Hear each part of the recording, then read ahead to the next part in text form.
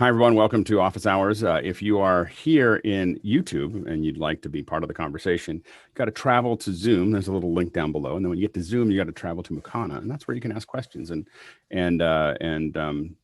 chat and all those other things that are important to the show. So if you'd like to do that, if you'd like to become part of the panel, we'd love to have you. It's just a matter of getting here early. You want to get here before 6:40 a.m. Pacific Standard Time and raise your digital hand. Just let us know that you'd like to join the panel, and we'd love to have you here. This is the panel and the attendees all at the same time are the lifeblood of the show. So we would love to have you. If you have something you think that you can offer to the conversation, please join us. If you want to try to figure out if it makes sense, we open the doors at 6. You can come in early. You don't have to be here. You can come in early, check out whether your setup feels like it works, whether you like hanging out with all of us. All those things can be done between 6 and 6:30. It's kind of a roaming conversation where we mix general whatever we feel like talking about before the show starts, and fixing tech issues and working through those things. Once we get to 7 o'clock, we have general questions. That's a time for you to ask any question you have around media production or virtual production. That's a great time to do it. And in the second hour, we talk about something specific. We had a great conversation. And by the way, if you missed it from yesterday, we had a great conversation with the director, Hugh. Came from South by Southwest, and Hugh Forrest, and he had a great conversation, and a kind of conversation that I think we can only have here. If you really look at all the conversation that we had and the great questions that came from all over the world, I just don't think that one single person or even a small set of producers could produce the kind of conversation that we had with Hugh yesterday. It's really the diversity of this community that kind of created that experience. And so anyway, so we do this every day. Today we're going to talk about cooking.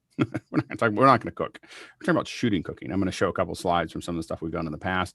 We've talked about this in the past, and I've talked about it before, but I want to come back to it again, have us all have a conversation around it. I think it's a huge opportunity for our community to think about when you talk about live streaming.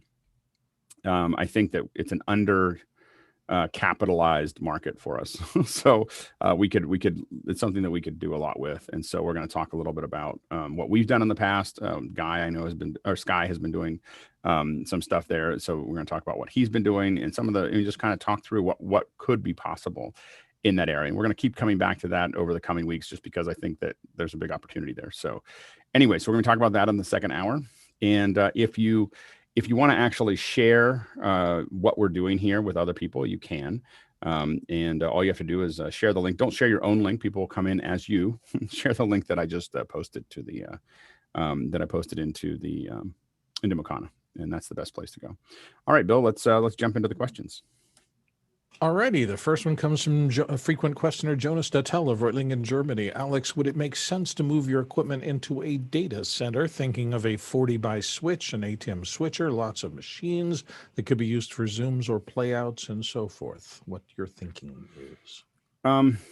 For my stuff, it probably doesn't make sense. I'm in a pretty built up facility with a lot of backup. I've got I think the facility has 22 strands of fiber that go all the way to San Francisco. There's a lot of bandwidth here. There's multiple service providers. It's a pretty good facility. I think for some people it might make sense. The real hard part is that we're constantly changing things. We are constantly rebuilding our pipeline for given shows and refining it. It's not like a one big system that we set up and then we just keep using it the way it was. It's one of the things that's hard for us to put into the cloud in general, is the fact that we're just constantly making adjustments and improvements on what we're doing. So I think that for me, it would be hard. I don't think it's necessarily a bad idea. You just have to remember that you are paying rent for all that. So it starts to become, now it's like any rent. You're now, money's going out to keep that going. So go ahead, Paul. Yeah, I use something called Liquid Web, and I think it's $240 a month. They give me a server with 2 terabytes, and so their support is extraordinary. What I think that the issue is, this isn't really servers. This is putting the actual hardware, the atem switchers and the routers and so on and so forth. All I have is a server. Yeah. Okay. Yeah. So this is like putting, and we've done that. We've put these in our encoders and some routers into co-locations in the past in New York and in LA, where there's a lot of bandwidth, and it gives us actually access to a lot more by having that router in there and having a bunch of stuff fed into it. We actually get a lot more access to network feeds and so on and so forth. So we have done it to some degree, but putting our whole production pipeline in there would be challenging in our current state. Next question. Alan Scott is in from New Brunswick, Canada, with when recording video clips to assemble into course material, I'm wondering about stopping the recording between takes and sections versus doing a single bigger recording and splitting them later. Does the answer depend on which editing software we use? I don't think it depends on the editing software, but I almost always stop in between because it allows me to work on that clip and keep track of things. It can get really hard if you have one long take. That there's a whole bunch of problems with it. One is one long take means I got to move one big clip around all the time, rather than this is, you may end up, I'm using 10% of this clip, but now I'm moving a terabyte of data or a 500 gigs of data around for a 30, gig segment of it or a 10 gig segment of it. And so it becomes inefficient, especially when you're using things like BRAW, or other RAW formats that you can't really work with. I mean, you can't cut them up, in the same sense. And so I don't tend to do that. I also like the takes because I want to be able to do what are called our circle takes. These are the takes that we want to use. And so if you take notes while you're doing it of like third take was great or whatever, then you only have to go find that one, and it's a lot easier. One note, by the way, is when we're most of the time, almost every time we have a crew on site, you'll see the slate as the first frame. This is like secret weapon, like that I'm surprised no one else does. Not no one, but not a lot of people do it. They'll swing the slate up. It's important to have the slate in the frame when you start rolling the camera, because then when you get all your quick times or whatever, you got slate. The image is all there in every slate. It makes life so much easier, but to organize your footage. And so anyway.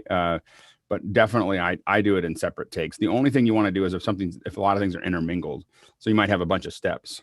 I'll do the steps together if they have to be together, or if it's really hard to stop and then start up again, those steps stay together. But for the most part, I try to keep them there. Go ahead, Jeffrey, and then Bill, and then Chris, and then Jeff. I know that there's a lot of YouTubers that have started to do this, where they will only do like a 2 to 3 minute section and then kind of stop to kind of reorientate themselves so they can continue on, so they feel like they're going in the right path. If ultimately you're just doing stop takes just to put something together as a whole, that's fine. It also depends on how long your video is. I just watched a series of YouTube videos that were like no more than 2 minutes long, and they got really annoying after a while because of what they were adding was those tips and tails. So you had to listen to, welcome to my show, blah, blah, blah, come to my next video. And it was like there was more of that, of the tips and tails, than there was the content. And so you got to just watch out for all that. Some of the stuff we've done with YouTubers has been more intense, where they'll do. So we work with some YouTubers that will do just the section.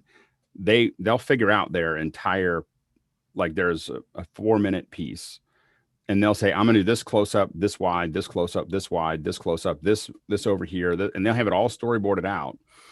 And then they only record that section plus a little bit on either side. So they say half of a sentence before that into that part that they're going to do, and then half of the sentence out to keep the pentameter of what they're saying in order. And then they literally cut it to the script, and they cut it all down, and it's super high energy because they're not using a teleprompter. They're not reading it. So what you don't get is that there's this kind of glassy eyed thing that happens with a teleprompter, that you're kind of looking and you're just reading it.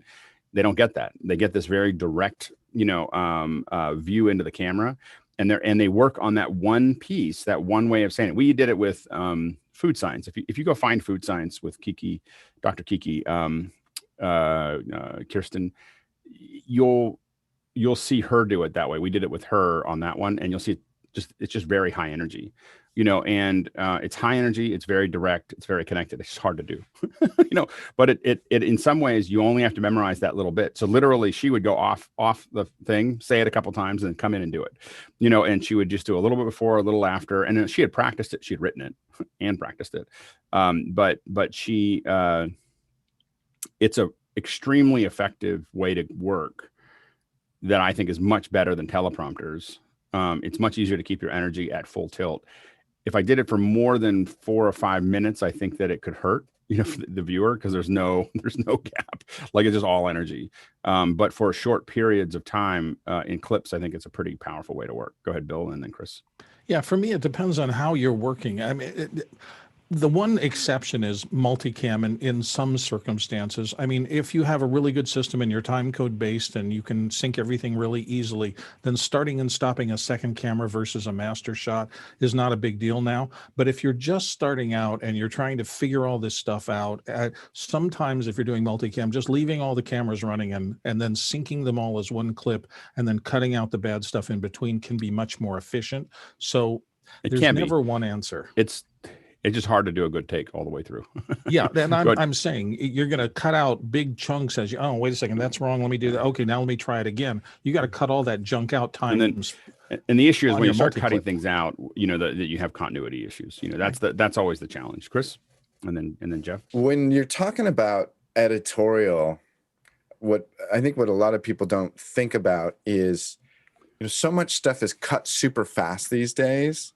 So like I'm working on a piece right now where I've taken, less than 2 seconds out of a piece that might be 10 minutes long. And that means as my playhead is rolling through that, I have to go access a giant 10-minute long video for 2 seconds of my content.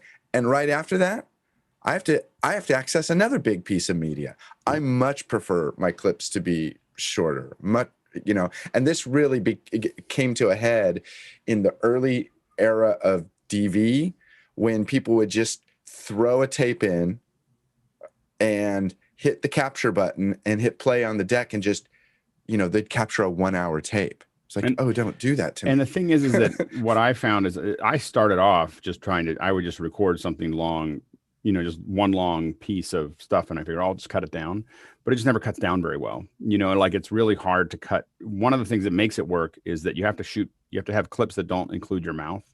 So clips of your hands working if you're showing something, or clips of something. That's what all that stuff, your graphics, your clips, the reverse angle of an interviewer, those are all things to patch over edits. Like, just in case you're wondering why did they cut to the 60 Minutes person nodding? Like, why did they do that? Because they cut something out. Like that's why they did that. The B-roll, because they cut something out. Like they sometimes they use the B-roll to underline it, but a lot of it is to paper over edits. And so you want to think about having those clips in there. And the other thing I will say, if you're going to do multiple cuts, there's a thing called head and tail, and it is so important. Like let that camera roll for a second before you go. And have some way to cut into it. It's amazing how many clips we get from people who just get started, who start talking as soon as they turn the camera on, and without a head and tail, we have nowhere to go. We have no way to. There's no handles to grab, and they also call it handles that you just want a handle to grab onto. Go ahead, Jeff, and then Mickey.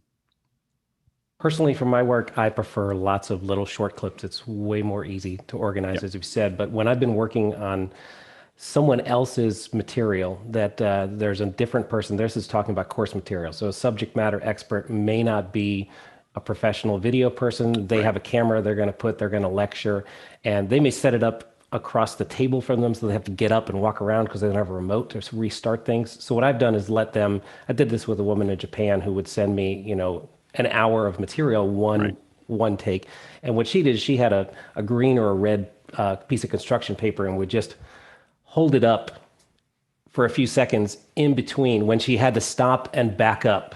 And that way it was really easy to search through the frames and find this big green or red card that told me, yeah, you stopped there because you went back and you restarted because you realized something was wrong. So if you're doing lots of long form sort of course material things, that's a tip that can save you a lot of time in editing.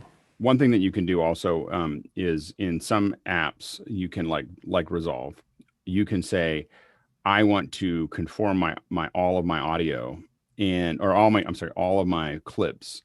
You can save, I want to copy them all, but you can say, but only with 16 frames or 30 frames or 100 frames of head and tail off of all of them, and combine, basically condense down your entire library, especially when you're saving it out. You don't usually do it in the middle of a show, but at the end of the show, you don't have to save all those big clips, and you want to do that. You want to say, just grab all the stuff that I needed for this, plus some tail, head and tail, and then copy it all there so that you have one version that can fit on one drive, as opposed to one version that is like 10 terabytes of content that you need, where you only need 1 terabyte to actually render it out again. Go ahead, Mickey. Yeah, I prefer shorter clips for the same reasons mentioned earlier. And also, if you are using cameras that don't have great internal clocks, which majority of them don't do, if you're doing multicam, you'd want to have them gen locked. If you're doing takes longer than 10, 15, 20 minutes, yeah, just generally speaking, just to ensure that things line up all the way through. And also, it really does help if you're recording separate sound and if you're doing audio clips, is check the time on your camera. Check, if you're not doing an iPhone, it is so useful when the time matches because like, I did one where I did one a couple weeks ago where one of the cameras was off. And the problem is that when I'm grabbing all the clips, we did like 4 takes of a concert, and I just have to go look and they're all set at the same time, the ones that I wanted. So I can just go by and grab all the clips for that multicam, 6 cameras. I can grab it, but there was one that didn't have the right time. So now you're trying to figure out what happened and how it worked. And it just becomes this archaeological dig. Go ahead, Sky, and then Chris. Well, and to your point, we used to have time sync in all of the cameras. And so we're now using time of day, but also the software has gotten so much better at doing multicam synchronizing with the audio. And that's become a part of the tool set that is coming with the NLEs now. Yep. So yes, but there is no one solution. And to your short clip, if you're got a script, yes, absolutely, it's easier for the editor. But if you don't know what you're doing, the documentation is what you're doing, and that's where we get the word documentary. And so to Jeff's point, you do just let it go long, and it's a whole lot easier just to get the synchronization of 3 long clips, and then you have to do all that labor of trimming it down in edit. Right. Nothing magic. And then Mike. We have a couple of the Sony FS7 cameras, and for some reason, one of them, the clock never holds. And I keep getting this footage back from like 1980. I'm like, really? Yeah. Really? You weren't even, you didn't even exist back then. This tape format didn't exist. Yeah, exactly. And I keep trying to explain it to the guys. I go, this really matters to me. I really care about this. Please just check it. Yeah, whatever. One of those cameras has a dying button battery and it's not keeping its settings. That's what I was thinking. Yeah, the battery. Go ahead, Mike. And then we'll move on. Yeah. Oh, now Chris is stepping away. I was going to say Chris could probably feel my pain. Editing stuff in the past, sometimes when you go with those longer clips, the video and audio starts sliding or starts slipping out of sync, especially if you're doing interviews. So if you can get away with it, make them smaller clips. A lot of times, often if it's clips, slipping, that's sample rate. If somebody sets a camera like 32 kilohertz, come on, guys, it's 20. And yeah, that's why gen lock. Yeah. Next question. Moving on from Alan to Jeffrey Reyes of the Bronx, New York. Alex, you mentioned a way that you can see compression artifacts like macro blocking on a TV and never unsee it. I'd like to play with this. What was the technique for doing this? Just going to warn you before I say it. This is the red pill. This is you never get to watch TV again the same way. I see it in every movie, like literally every movie I watch. I can see it because of this one thing that I learned how to do. So I'm just going to warn you, like you'll watch some character walk across the room and you go like, look at all the macro blocks around that person.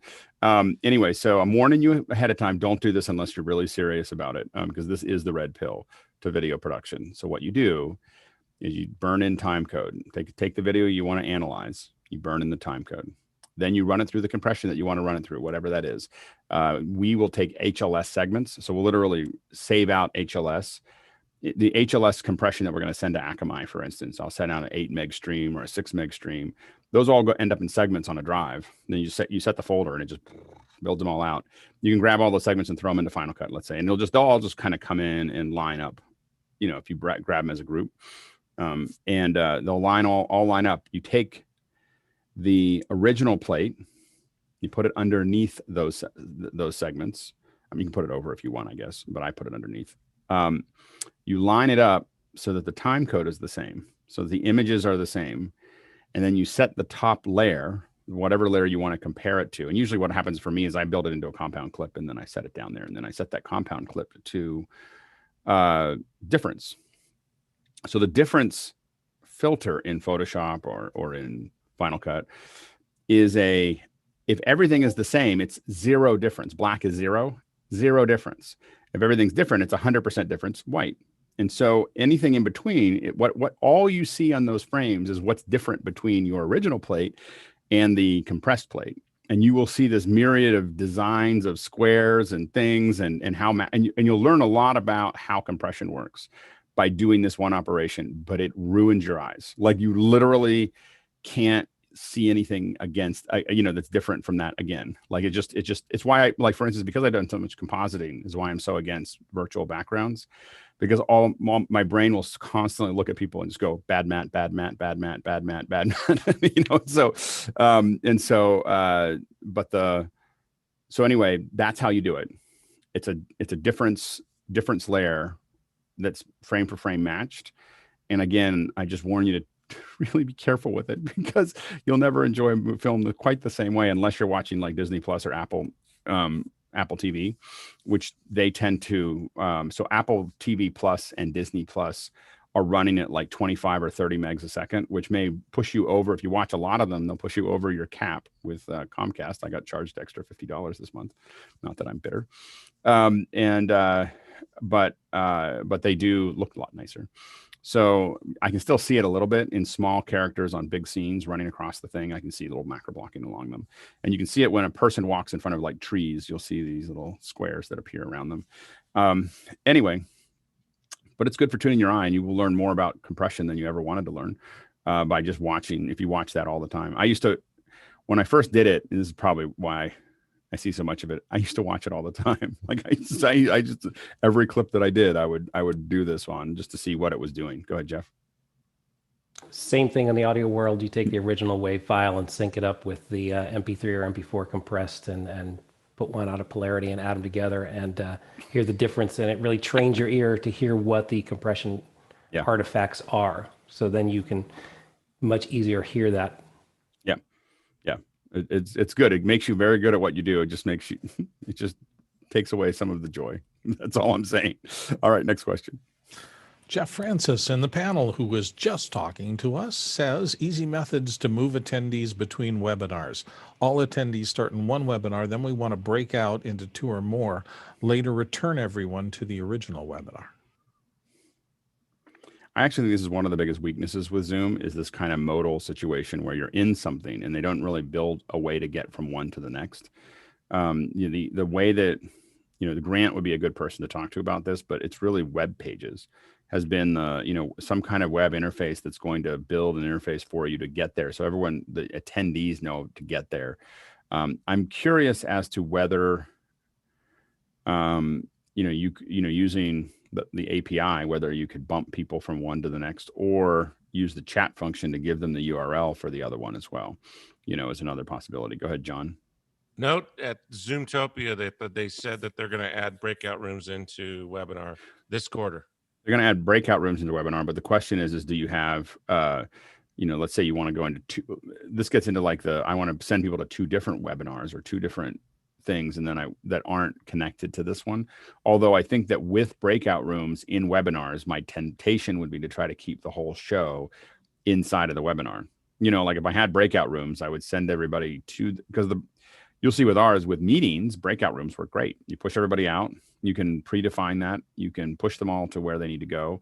You can pull them all back in, so they can wander around.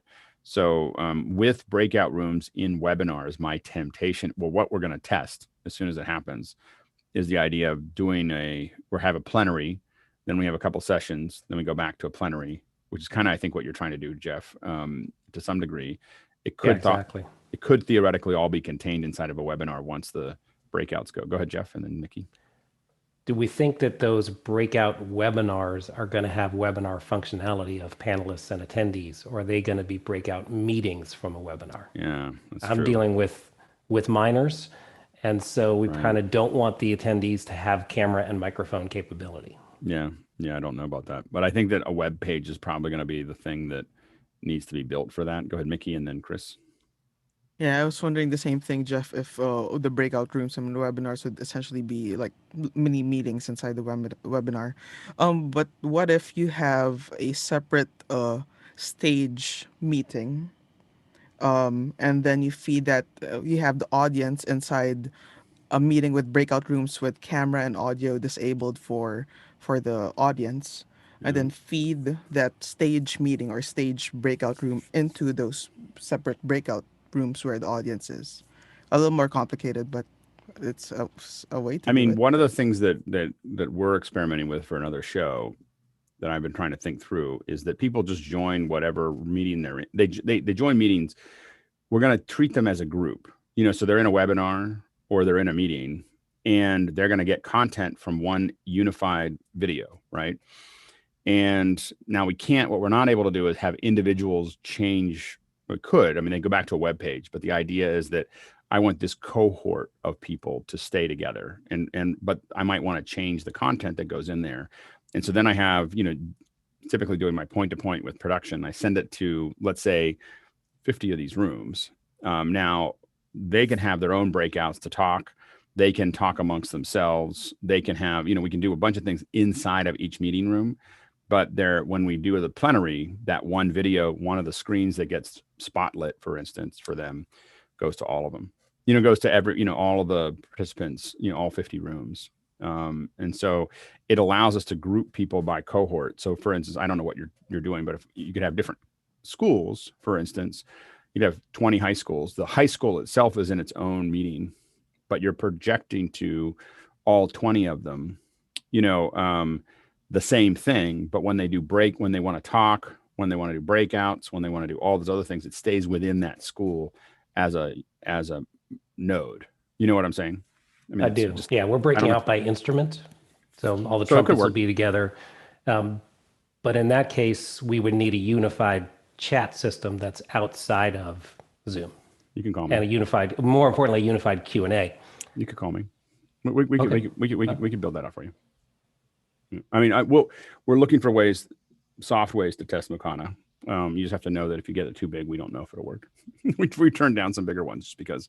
But if it's under 1,000 or under 2,000, it's under 1,000. Yeah, it could be done. Chris and then Stuart. Yeah, in the meetings that we've been having, where we're talking to people about how to manage their meetings and webinars and stuff like that, I will say that the topic of creating a website that is the menu of the day, that just has a button that says the 9 o'clock hour, you click this, and we'll program on the backside where that's going to take you. You don't have to know whether or not it's a webinar or a meeting. And it's just, it keeps coming up as the solution to how to do that. So it's like, oh, look, what am I doing? Oh, it's noon. Okay. Yep. I need to go here now. Click on this thing. It's the easy solution. Yep. Just trying to get it straight in my head what you were explaining before, because it sounds like you want to have meetings join a webinar as an attendee.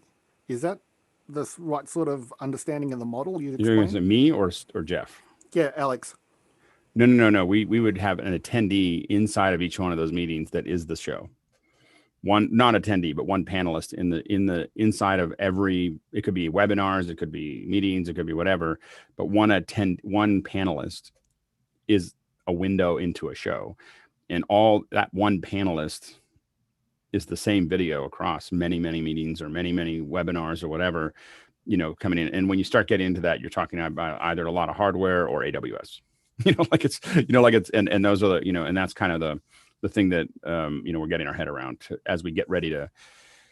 I mean, I think this year will be a big scaling year for virtual conferences. I think that COVID will take a lot longer than people think, and then they're going to hunker down and start doing big shows, and I don't think it'll ever stop. So that's why we're kind of getting ready for it. Next question. Jeff Francis actually has a second one here from Columbia, South Carolina. Jeff is rocking it today. Yeah, Jeff is killing the questions. Inexpensive but reliable options for getting atem switch programs, SDI or HDMI feeds into a Zoom meeting. Web presenter, atem Mini, Blackmagic Design US 3G recorder, Magewell, other HDMI to USB capture options he's in search of. Go ahead, Stuart. Guy has probably got stuff in his shop that could help, but I want to take a second to rant about something related to exactly this Really question. quickly, because we got a lot of We're questions and not a all- lot of time. So if you're going to Yep. rant, it's got to be like We're 30 all seconds. Oh, yeah. We're all familiar with things like, and I would just fade it up. This is Amazon Australia, and you can see here we have 3 devices that would do exactly that job, and the prices are in Australian dollars. But right now, hitting Facebook and other social media is this Kickstarter, which is for a device doing exactly the same thing. And you can see the minimum pledge is $39 US. And people who aren't in the tech field are going to get ripped off by these things. They do exactly the same Well- job as the cheap bargain basement ones. And people are going to get ripped off seeing, oh, Kickstarter, got to support this. Well, people It are just also going to get annoys ripped me. off by using the really cheap ones because the compression is not very good. So all the compression is not made equally. So the most of the stuff that we've tested under $100 is, so basically what we see is really punchy colors. So I don't know why, if they do that on purpose or whatever, but the way that they do the color transforms is not great. And so I would say what we use are, we have computers that have decklink cards in them, so you can use decklink cards. I think John, go ahead, John, you want to show one there? Yeah, so I use both this one, which is SDI or HDMI to Thunderbolt, or the Magewell is also, but double the price of this.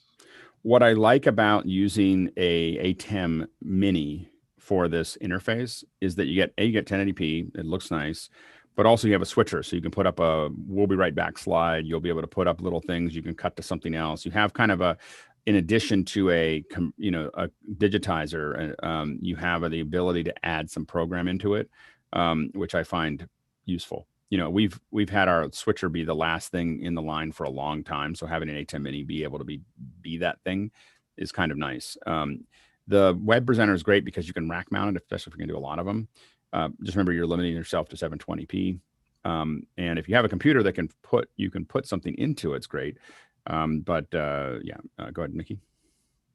Yeah, I have the previous generation of the mini recorder, and it's been okay. Although there are times where I have to plug and unplug, but what's been bomb-proof for me, never let me down, has been the AJA UTAP, both in SDI and HDMI. Yep. The price on that one, Mickey? I believe 400. Yeah, it's more Guy expensive, would but, know, but super solid. Yeah. 315. but it yeah, has reliability. It has the software that kind of the DX software that gives you the interface that shows you what's coming in, what's going out, transforms. Does it have what the Ultra Studio has? I don't think it does. I don't recall having to do any of that with this. It just shows up at like just another webcam. The nice thing about the Ultra Studios, when you really get into it, is that not the Ultra Studios, but the larger AJA tools is that they have a great piece of software that lets you see what you're actually looking at and lets you do transforms that you can't do with Blackmagic. You pay more, but they're useful. Next question. So Alex joined the question queue like everybody else and got voted up to the next question. Alex, do you want to ask Guy directly? I wanted to know what Guy thought of the BMD 12K. That thing right there? Yeah. What do you think of it? It's pretty awesome. So this is it with the 28 to 100 per Mista lens on it. It's pretty much like a G2. I've got it with the side handle. I was going on to say, it it. looks so very Panasonic-y to me. Yeah. Super 35. Have you shot any of the smaller, like the 4K and 8K? Actually, I haven't downloaded any of the stuff that I've shot yet. I've hooked up one of those little T5 Samsung drives. You can see it kind of hanging out the back there. And I have a CFast card to shoot some 12K because that thing can't handle the 12K footage. Oh, really? I was able to get like 1 second, and then buffer underrun. Wow. Mickey, if you want to switch cameras, I can show you the output. All right, let me go over to the camera. Kind of a long reach. Here's what's going to blow you away, Alex, is this lens. Like, let me zoom in on something and blow it out with the poke. Wow. Isn't that crazy? It's beautiful. TJ had asked a question in the chat about that lens, Guy. What was the question? I'm all the way across the room. Just about what the lens is and how good it is. It's the Permista 28-100 Fujinon. It's a T2.9. If you go into the 4K or the 6K mode, you can actually punch in and have it. I don't think it's a double, but yeah, it depends on what mode you're shooting in. I wish I can display the menu, but I can't show you guys the full. Yeah, you guys don't see the menu on We'd that love to now, get so- we'd love to get some test footage out of that. Yeah, I'd love to play with the pan and scan capabilities. And is that dual ISO? Is 800 the low? I believe that's correct. It's 800 and then I don't remember 32 what or something. 32. Yeah. Yeah. I've often wondered about shooting a concept, and you're shooting 4 things at the same time. They're just in quadrants. The biggest problem with pan and scan, in my opinion, after doing a bunch of it, is that your depth, you don't benefit from the shorter depth of field that you would get from actually zooming in. So it does look, when you cut back, and it took me a long time to figure out what I couldn't, didn't quite work. I was like, why does this pan and scan does not work? Like, I was like, there's something about it. I couldn't figure out what it was. I was like, it should work, because if I panned over with that camera and zoomed in, it would be the same depth frame, of field. but the depth of field is different. And it just feels cheaper. You know, like that's the problem with it. And I moved away from doing it for a recent project, because I was going to shoot wider and then pan and scan everything. And I chose not to do that because of the research I was doing with the camera. Going, I don't like that. If you shot 4 things in quadrants, though, they'd all have to be in the same depth of field. Yeah, I mean, plane of field. I think that the big advantage is just that you get incredible oversampling. I mean, that's what we got from the Red when we did 4K, and 12K to 4K or 12K to 1080p will be, my guess is, about the most silky smooth video you've ever seen. You know, because all the grain will be averaged out. Mickey and then Stuart. And yeah, oftentimes for me, doing that, it more often than not feels like a jump cut, because you're not following the 30-degree rule when you're cutting between shots. But a lot of times though, even if we had taken, my calculation was, even if I took that camera over and I had zoomed in, it should look the same if I'm popping in and out, but it doesn't because of the depth of field. Stuart? I would actually argue it's not the depth of field that makes it look that. It's the barrel distortion towards the edge of the lens. Every time I see it, if anyone pushes out past the middle third and whatever, it looks horrid. It distorts to a diagonal. I think it depends on the lens, but yeah, to some degree. Well, yeah, how much money you've got for the lens. You put an $80,000 lens on there, it'll look good all the way through. All right, next question. And we're going to learn about cricket here. So Peter Morgan from Auckland, New Zealand is in with watching a few KFC Big Bash games. That's Australian domestic cricket competition. Some of the decisions have gone to the video ref to decide, and it's come down to a missing video frame. So the batter was given not out. What would help the video ref better? What would help the video ref? Better high-res cameras or better replay software, or both? Note, the benefit of the doubt always goes to the batsman if the video ref can't decide and they're given not out. For example, when someone caught the ball close to the ground, but it might have bounced first and too close to call on the replay. Number of frames. Something. Number of frames. Jeffrey and then Stuart. Camera angles as well. That would help, because then you'd have more than one reference area. Go ahead, Stuart. It's Cricket Australia being tighter than a fish about how much money they spend on cameras, because instead they should be picking up the feed from the high-speed camera that's provided by NEP for the service, and that way they would never miss a frame. That camera will do 300 frames per minute or frames per second on 4K. Yeah. And I got to tell you, even just shooting... I shot when my son was playing Little League. Every time he batted, I had an angle right at the net behind it where I could get a straight on shot of him. And we would, after the show, he'd be up 3 or 4 times. We would go and have, like a brownie and some chocolate or whatever. And we'd go through his batting and we would talk about, like, you could just see what he did, whether he closed his eyes, whether he did his whole, and it's an incredible tool at 240 frames a second that you can do with your iPhone. Right now I'm helping my kids. My kids are learning how to split wood. And so we're breaking down their technique. So it's a 240 frames a second is on your iPhone is probably better than what they're using for Cricket. Next question. TJ Asher of Minneapolis, and often here in the panel. Watching the interview yesterday as a panelist, I saw Alex and Hugh both on screen at the same time. What wizardry did Mickey do to make that happen? Go ahead, Mickey. Yeah, so I got a message from our very own guy, and he asked, "Hey, I want to try out doing a multi spotlight." So yeah, in the first third of the interview yesterday, I played around with that, but we found out there are still inconsistencies on how that is brought out to different platforms, especially like on mobile devices. On when you do that on Zoom, people see the multi spotlight, but on YouTube it just sticks to active speaker view. On mobile devices, it seems like it stays on gallery view. Yeah. It's go ahead, Bill. That drives me, the part of that drives me nuts is I enjoyed that immensely, but I kept thinking to myself, boy, I'm glad I'm not hosting right now, because whether or not I was aware of being on split screen, it's like all those, let's see, what's my next question going to be? The issue that I had with it when it happened is that the way when I'm doing the interview, I rearrange the blocks so that I and the person I'm interviewing are right under the camera. And what it did is it moved my eye line down. So it put both of those down below. And then when I went back to gallery, if you have something spotlit, I can't rearrange the gallery. And so from that perspective on my side, it was not great. Sky. Well, this conversation reminds me of Jeff's question about what is StreamYard, and then again, how does that change things for you? And I wish Leland was on, because of course using vMix you have that control and you know where it is. And these variables, I again talked with my people that I work on with teams, and getting people where you want them consistently. I'm watching. Well, Go ahead. That's the advantage of doing point to points. And I mean, if you're really doing a high end thing, is that we have point to point, I can decide how they're going to see it. There you go.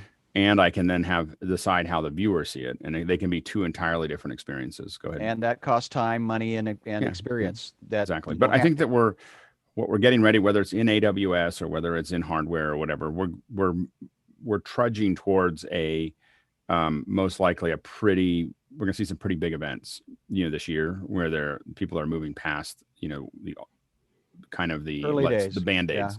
Yeah, the early days stuff is about to scale. Yeah, Mickey, and then we're going to move on because we have a lot of questions. Go ahead, Mickey, next question. Okay, moving to Liberty White, and Liberty White is Atlanta and Toronto. I hope not simultaneously. And they asked, the news was just announced, Hopin acquires StreamYard. What does the panel think about this move? It feels like that a smaller company ate up a bigger company to me, but I guess not. Hopin, evidently has more than. I think it makes a lot of sense for Hopin. I don't. Again, I tend to be a ball hand, and maybe I'm old and not moving fast enough, but I'm just not excited about the event platforms. I feel like what we really need are conversations, and we can do that pretty well here. And the events that I've gone in Hopin, I've been kind of like, oh, I don't need this. This is just a bunch of trying to do something we used to do. Go ahead, Jeffrey. I'm not sure what Hopin is. Can you explain that? Hopin is it's an event platform. So it's designed to let you kind of bounce around. You can jump into different locations. You can go to different webinars. You can, it's an event platform. Go ahead, Sky, and then John. Well, maybe this is your black magic analogy. They buy up things that don't have other skill sets that maybe they do or use case needs. I mean, that was the joke about. Oh no, I think it totally makes sense for Hopin to buy StreamYard, because StreamYard's going to give them kind of that corporate. Now what they now have is a software platform that can provide the content for all the rooms that you would jump into while you're on Hopin. So go ahead, John. So Alex just answered most of my point as well. I think StreamYard's pretty small. I think it's the two guys, and so trying to scale up, it would be a hard thing for them to do. And Verizon owns Blue Jeans, right? Didn't they buy? Yeah, someone bought Blue Jeans. Yeah. So no, it makes sense for Hopin. I just didn't think of Hopin as that big, to pay $250 million, but evidently I was wrong. Again, I'm not totally clear that I think that the streaming virtual event platforms, I'm not that bullish about. That's all. I mean, I just think that. where would VC money come into that question? I'm sure Maybe- there's a lot of VC money. They maybe probably he- raised a bunch of money and then they bought it. Yeah. Yeah, absolutely. Hopin maybe not have the bucket, but Right. they have friends. Yeah, and the question is I don't know whether it was cash or stock. I mean, with $250 million could be mostly stock, and then it doesn't really mean anything. Next question. James Babbitt here in San Diego. Does the Sound Devices USB-Pre-2 simultaneously send audio to and receive audio from the iPad or Mac connected via USB? Would the headphone jack on the USB-Pre-2 have the audio from a Zoom meeting? Yes. So a USB-Pre-2, you have balanced analog in, 2 channels, 4 channels really. Well, two as XLR and 2 as line inputs as TRS. Then you also have, and you also have RCA if you want to go crazy. You have Toslink as well. So, and then you have balanced outputs and balanced. This is not the mix pre. This is the USB Pre-2. This is the piece of hardware that I'm talking into right now. So this is it all wired up. The nice thing about it is that there's the XLR on the back. Here's Toslink. It's got these dip switches. So there's just not there's no software in here to really hit. You're like flipping switches to do it. But the big thing is that you can, if I set this to, right now I have it set to PC, but you can see a little while I'm talking. So I've got a really nice meters that I can switch back and forth from what's coming in from the PC or what I'm talking into, and I can switch back and forth. My headphone is actually just a little mix right here. I can mix between what I'm listening to. I can mix the feed, which you can do in a USB Pre-2. I mean, a mix pre as well, but it's just right here. When people ask like stable, easy, all of those things are all like right there in front of me. And I can very quickly do that stuff without going into software, and I can see what the results are really fast. And it's just a incredible piece of hardware. Again, we don't buy these anymore. When we buy, I use this for interfaces, but I would buy some if I didn't have one or two, but we use mostly mixed pre's now. But as a general audio interface, it's amazing. Mickey? Yeah, just curious.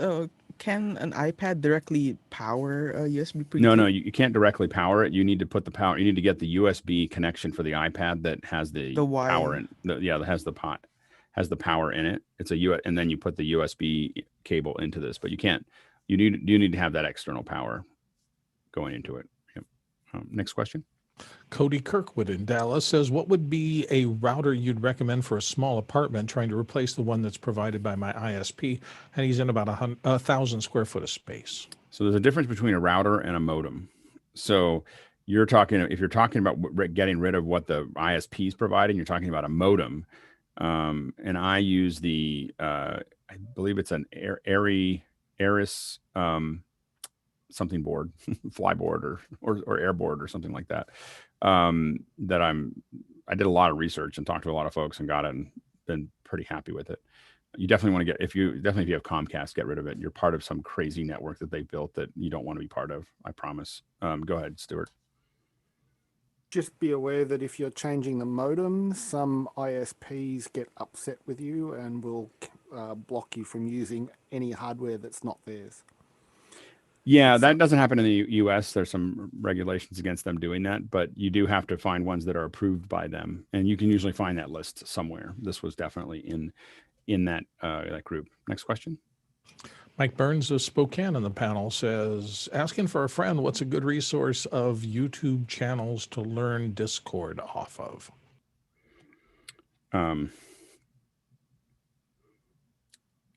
YouTube channels to learn Discord. I don't know if I think I just learn slowly. By the way, I just want to follow up on my last one. It's what I have at home is an Aris surfboard SB6141. Anyway, that's just I was looking for that while we were trying to do it. As far as I haven't watched any Discord. Like I've just slowly learned it and mostly made mistakes and then asked Chad or Phil or somebody else to tell me why something isn't working. Go ahead, Art. There's someone who's comes on here by the name of AV Trainer.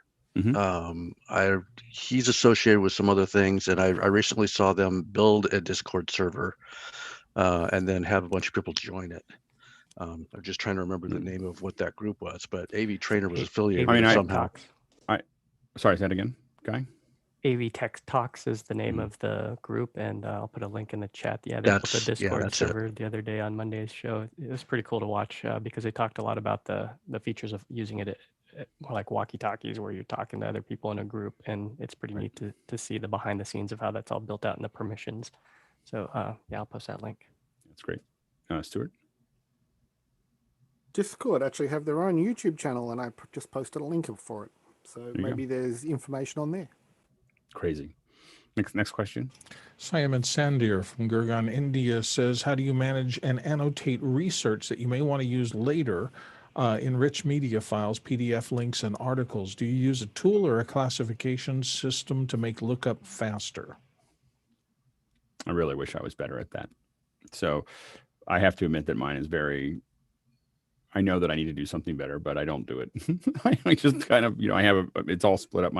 All my PDFs are in my books, in Apple Books or whatever, on my iPad, and across everything else. And I just put PDFs in there, get rid of them if they get in the way. You can put folders and stuff. And then most of my notes that I take, every meeting that I take in notes because it just goes to all my devices, and it's easy to keep track of folders and things and everything else. When I see URLs that I want, I just randomly drag them into my bookmarks, and then I slowly reorganize that later. But rather than trying to figure it out, I just like get it in there so I don't lose it. I've used lots of software that does that, and I just never use it. Like I think it's going to be great, and then I just never get over Evernote and all these other ones, and I just end up not using them. Go ahead, Jeff, and then Bill.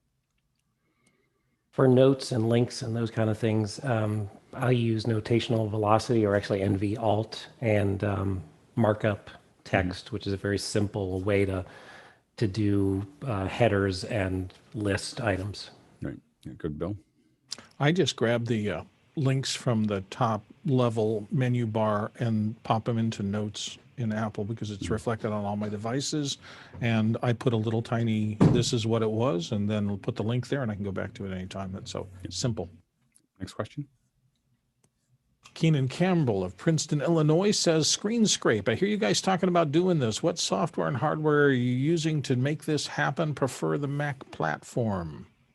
Screen scrape is generally it's not a video output. It's just the screen of the computer. So when we say screen scrape, we just mean that we're taking that, so you can have screen records, which you would do with QuickTime or many other software apps. But you can also have, sorry, let me just turn, my phone is dinging. But you can also have, video output, just your HDMI out of your computer in any way, shape, or form is going to do a screen scrape, NDI. All those things are just, anything is grabbing the raw frame of your screen is that. Yeah, so Chris is now screen scraping me. So you can see that there. Go ahead, Bill. Yeah, Macs at least, and I'm pretty sure all PCs do have a screen capture utility. The video one for Mac is often done through QuickTime Pro or Command Shift 4 will do it.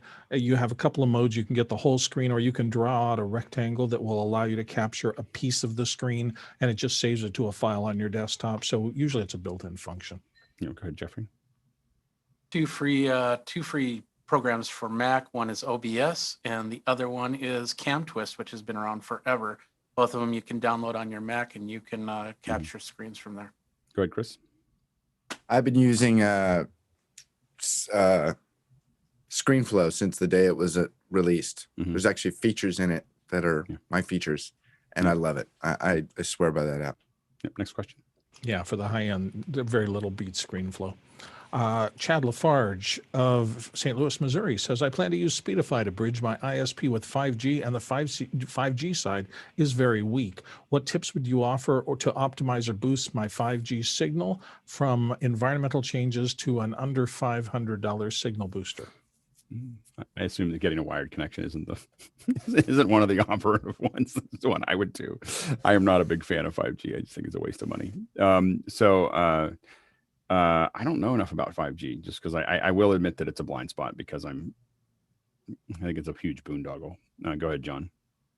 I know at least here in Vegas, our providers will provide a microcell for your house if you can't get signal. So they'll put this little microcell in your house, so you have instantaneous signal for 5G, 4G as well. Yeah, the big problem with those microcells is when they blow out. You can always tell if you're talking to someone on a microcell, especially in Vegas hotels, because you'll be sitting there talking and suddenly it goes, like that's the sound that it makes, and then it's gone. Yeah, That's go a ahead, feature. That's a yeah, feature. exactly, Mickey. Do microcells use actual like tower connections, or don't those use your internet connectivity? Yeah, they use your Yes. internet connectivity. So Yeah, yeah, it won't it's- really work as a backup if it's using your No, it would internet. work for your phone. Like your phone will stay on 5G and still work and not need Wi-Fi. But 5G is better in facilities because the handoff between APs is much better than Wi-Fi. It's smoother than Wi-Fi. So 5G actually makes sense in like an arena, for a bunch of other reasons other than it. But as a general purpose thing, it's just an incredible spend of money, which means that nobody wants to do what they really should do, which is put glass to the house. And no one's going to put glass to the house because then you would never need to upgrade again. Go ahead, Bill.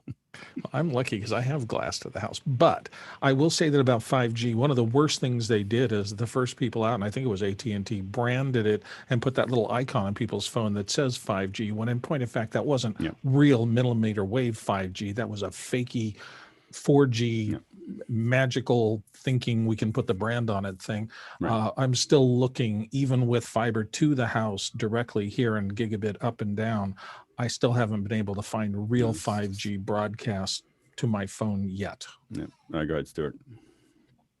I hate all of you because we have fiber to the house right here that I'm using right now, and the Australian NBN is capped to 100 megabits per second on fiber. I kid you not. So I hate you all. Australia's a funny place. Anyway, next question. Alex Olignowitz of Toronto says, everyone here raves about the Blackmagic Design Pocket 4 or 6K. The HDMI out is only HD. What do you suggest if I'm only interested in the output and not the recording?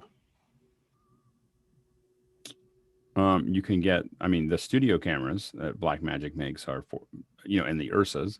So studio cameras are the same price in the same ballpark as the 4K and 6K, the micro studio and the regular studio camera. Those are going to do it. And the URSA that guy is showing there can do, but I think the max on the URSA is only 4K. I think it can only do 4K. I don't think it can do 8K out of there. So it's, it's 12K camera with a 4K output. I'm just saying. The guy's going to turn that into his webcam tomorrow. Yeah, exactly.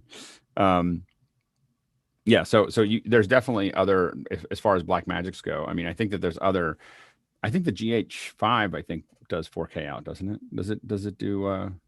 The big question is what you need for a 4K for if you're just doing the interested in the output. But I believe that I want to say that I think that the Sony A7S or A7R and the GH5 are both 4K out. Go ahead, Stuart. Something sounds funky about that with it only doing HD out. Do we know what version of HDMI it is, whether it's a 1.3, 1.4, or 2.0? Go ahead, Mickey. The specs, I was just looking at the specs now. It only does up to 1080/60 on the Pocket Cinema cameras. Yeah, and that's been the case. It makes it simpler. I admit when you go with the ATEM Mini, is you just kind of plug stuff in and you do the output, and I think it's there to simplify the output, for that process, to make sure that all the cables work. And it probably had to do with the fact that the Mini is 1080p. They're just, and I think that they're guessing that the 1080p pipeline is the right one for now. And the answer is probably yes. The need, as someone who's been streaming 4K for a long time, I will say that the need for 4K is low. But if you're in a facility, but I do believe that the A7 series as well as the Panasonic GH series both do 4K out. Next question.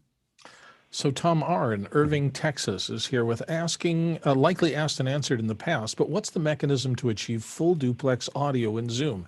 Is it simply making sure that all are using earpieces and original sound? Earpieces. That's it. It's not the technology is that everybody's got headphones in, and when everybody's got headphones in, you can talk without any echo cancellation, and it doesn't affect what's going on there. So it's just headphones. That's the brutally bleeding edge technology that is required to get full duplex. All right, next question.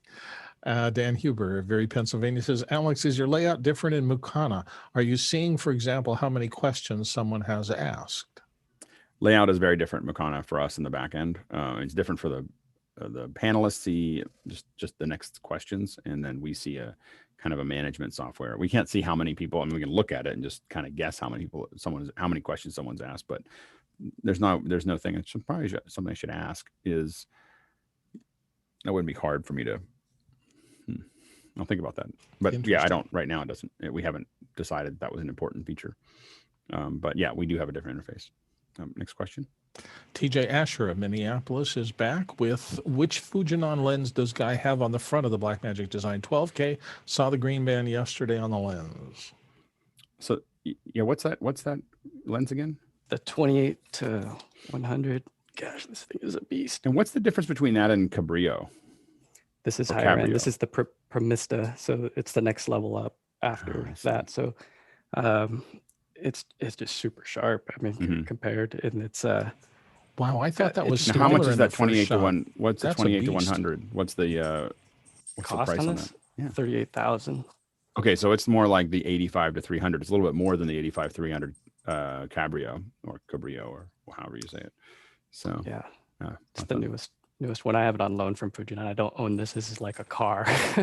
In fact, yeah, nice car. Yeah, Yeah, you were just kind of schlepping that. How heavy do you think that thing is it's with or without that lens? 8.4 pounds for the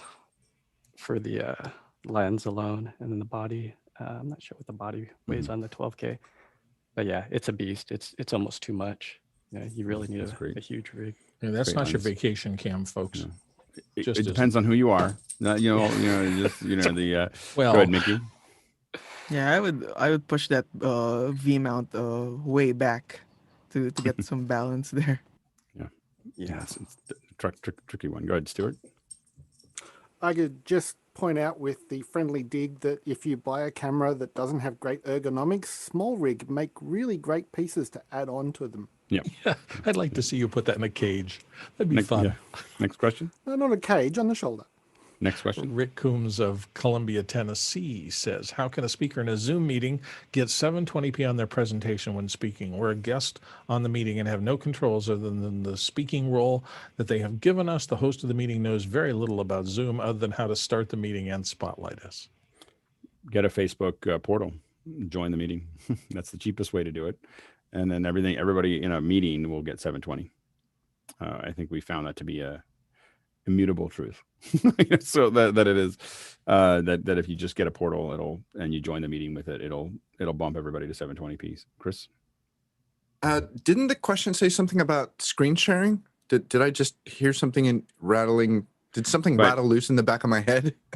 Well, they'll get the 720p when they're doing, but it says 720p on their video presentation. So if you're doing, it didn't say screen sharing. So I heard presentation and I somehow connected that to screen sharing. Yeah, I had to go back and read again too. Yeah. So we're assuming you're cutting to it the 720p, and really it makes a difference because for many slides, 640 by 360 is insufficient, but 720p is enough. And so it's, I would definitely have, if I did this regularly, I'd have a Zoom room will do this as well if you don't want to get a portal. But the Zoom room costs $40 a month and the portal costs $80 once, and so then you can just have that thing join stuff and it will bump your resolution up to 720. Go ahead, Jeff. Does the portal's camera need to be on? You can always put tape over it too. Guy is saying no. No, you can turn it. It just needs to be there. Okay. Because there's a switch on the portal to turn the camera off. Yeah, it sounds like you can turn it off. Yeah, or cover it up. Yeah, go ahead, Jeffrey. Yeah, there's an actual switch on there that that covers it up for you. But the other thing is your portal only needs to be on for 1 to 2 seconds. You can then leave that meeting from the portal and you'll still keep the 720. It's the back door. Next question. Tim Erskine of Cupertino says, does anybody have any experience with Session Wire? He has a link posted there. If it works as advertised, it might be a solution for the band. I have not played with it. Anybody else? I'm looking at it right now. Yeah, I have. We kind of need Victor's opinion on it. Yeah, go ahead, Jeffrey. So I actually interviewed these guys at NAMM like 2 years ago, and it's not exactly what you think how it works. Basically, you get session musicians that come in, they still have the audio brought to their desktop. They play from there. So it's not a live jam situation unless they've changed their model since I interviewed them a couple of years ago. And this is, I mean, this kind of technology, there's Unity Connect that does something that is more of a live thing. And then there's also Studio Connect, which is kind of the bigger version of Unity Connect. And then there is another one that's like a jam something or other, I think that does this. So, I mean, it's one of many technologies that you can use, but it's not really a live collaboration as much as it is moving files. And I know that Victor, and believe Jeff, did you participate in a test with Victor on, I think it was one of these where we were passing files back and forth? We did Jamulus and Jamkazam, which are live over the internet. And then we also played with Audio Movers that sends high quality PCM audio, wave quality audio in real time, right, from session to session or to a web browser. Got it. But none of those were actual like musicians playing together across the internet. That's Jamulus and Jamkazam. So far, that's got some physics problems, I think, still. Yeah, I mean, people are doing it, but they're doing it for pieces that are written for that. Right. The office hours rating is no bueno. Next question. Stage Explorations of Signal here is in with best way to get transcriptions from video. I have over 300 interview videos I'd like to transcribe to create articles from the videos. Go ahead, Bill.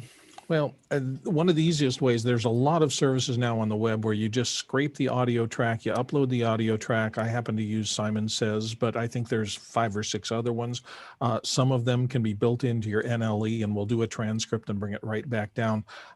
This whole idea of IP-based transcription is out there, and there's just a lot of services to do it.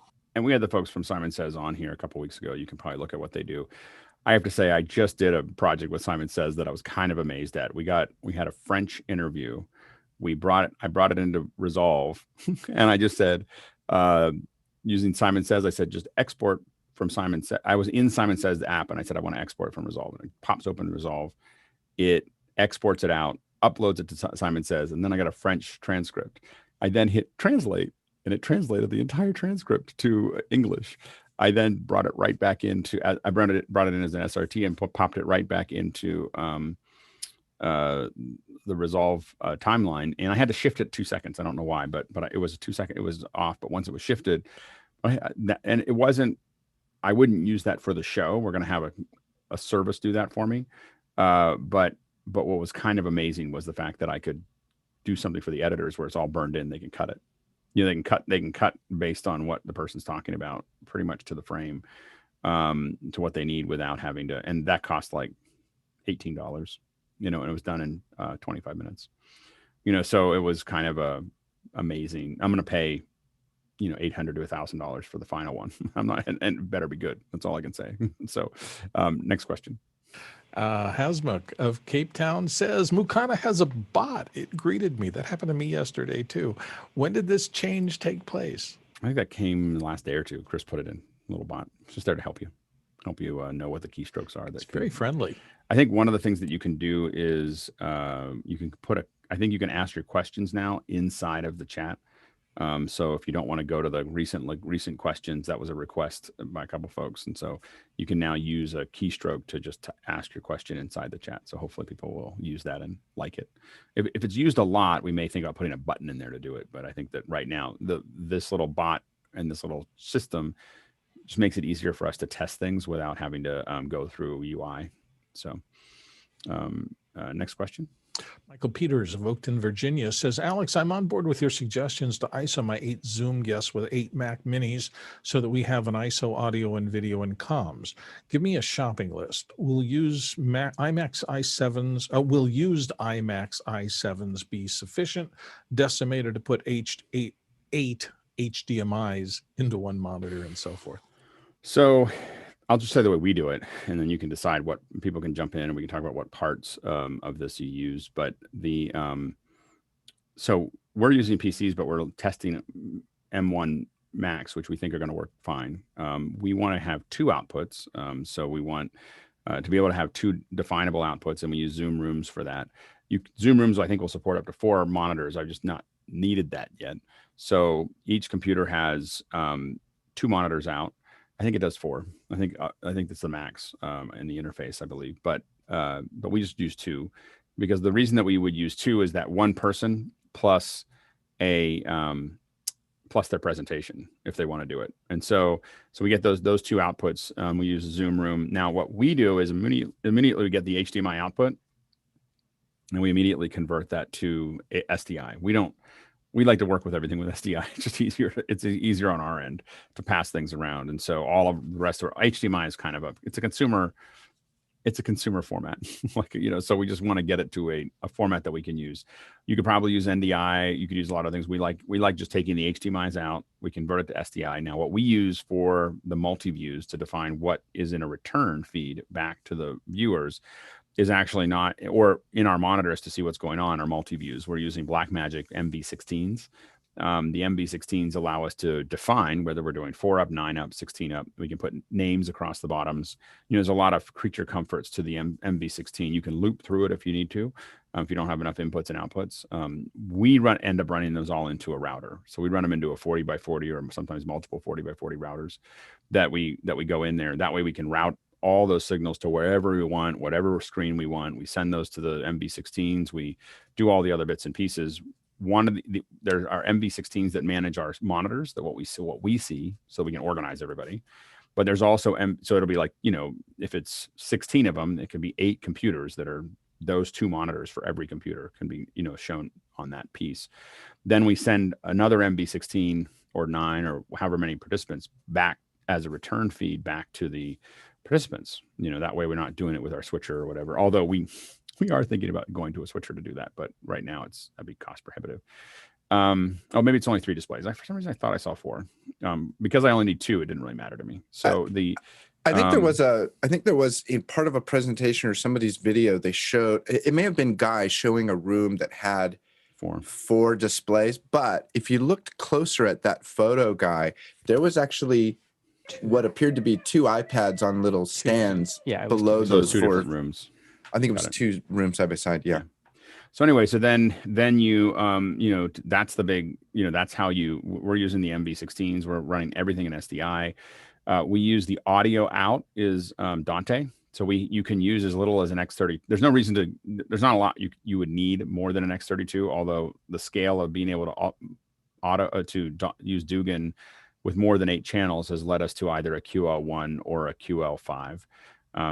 We've used QL5s mostly because Brian owns QL5s. so the but QL1 is enough to do that, to get more of the auto mix. But if you don't think you're going to go over 8, then an X32 is probably all you need. But with the Dante card, and good luck finding the Dante card, it takes like 6 weeks to order it. And so you have a X32. We use a rack mount X32. I don't really buy I buy the rack mounts because it really does most of what I need, and we get an X Touch controller that you can use to it. If you're going to do a lot of audio, like a concert or something really complicated, it's not enough. You need the biggest X32 you can get, so you can get all the sliders, all the faders. But the rack mount is great because we can just plug it into a system, and it doesn't have to. We don't have to run cables to our desk. Like we tend to be a little bit like, I want Ethernet to my desk. I don't want any like actual signals going to my desk. And so anyway, so we, you can mix all the audio there. And then you have to decide whether, how you want to do return audio. So the best way to do return audio on a budget is calling Tucker. We've said that a couple of times. You get Tucker, he sets you up Unity. He'll be able to tell you how to tie in, to your Dante system and everything else. You won't have to, he'll help you with all of that, and it won't cost you much more than just getting the Unity on your own and then pulling your hair out trying to figure out how to make it work.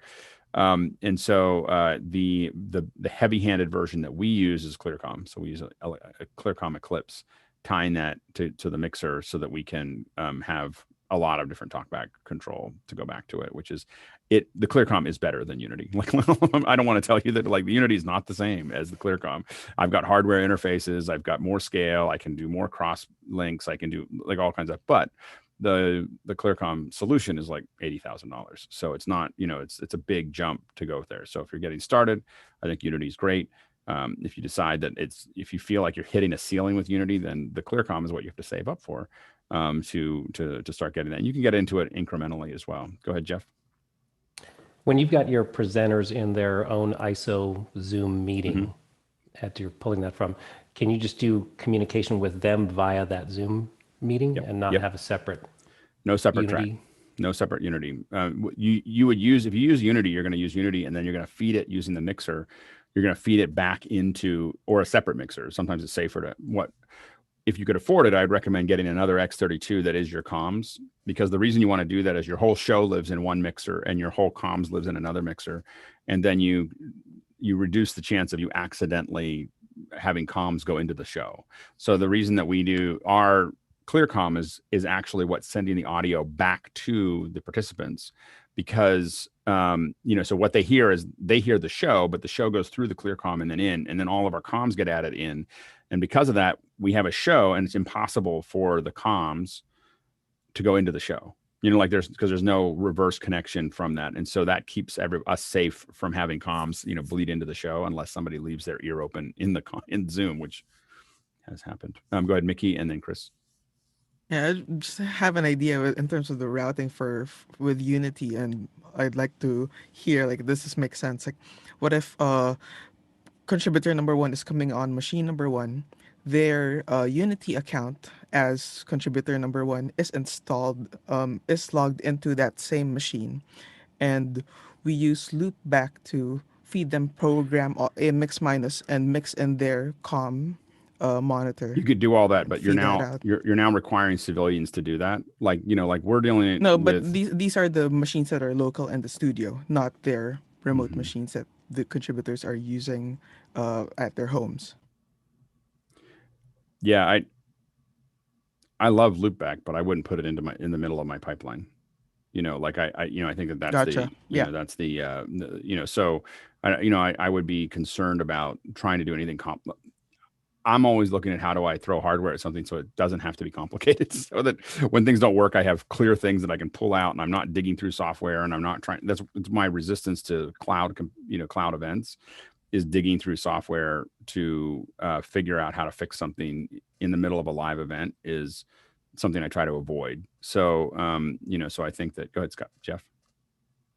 So each presenter ISO machine has its own mix minus on the X32 that you can feed program audio plus their comm into, and then everything's goes to them, and they just deal with Zoom. Yep. So what we try to do is make sure that the person that jumps on is just jumping onto another Zoom meeting. They're not thinking about anything. They don't have anything special on their end. They don't have to do anything else. They just jump on, and we attach all the comms into that. So basically, and anything else. And again, the other thing about the multi-view is we can, if we want to, send them back notes, send them back timers, all kind. We can use that. We've got 16 windows.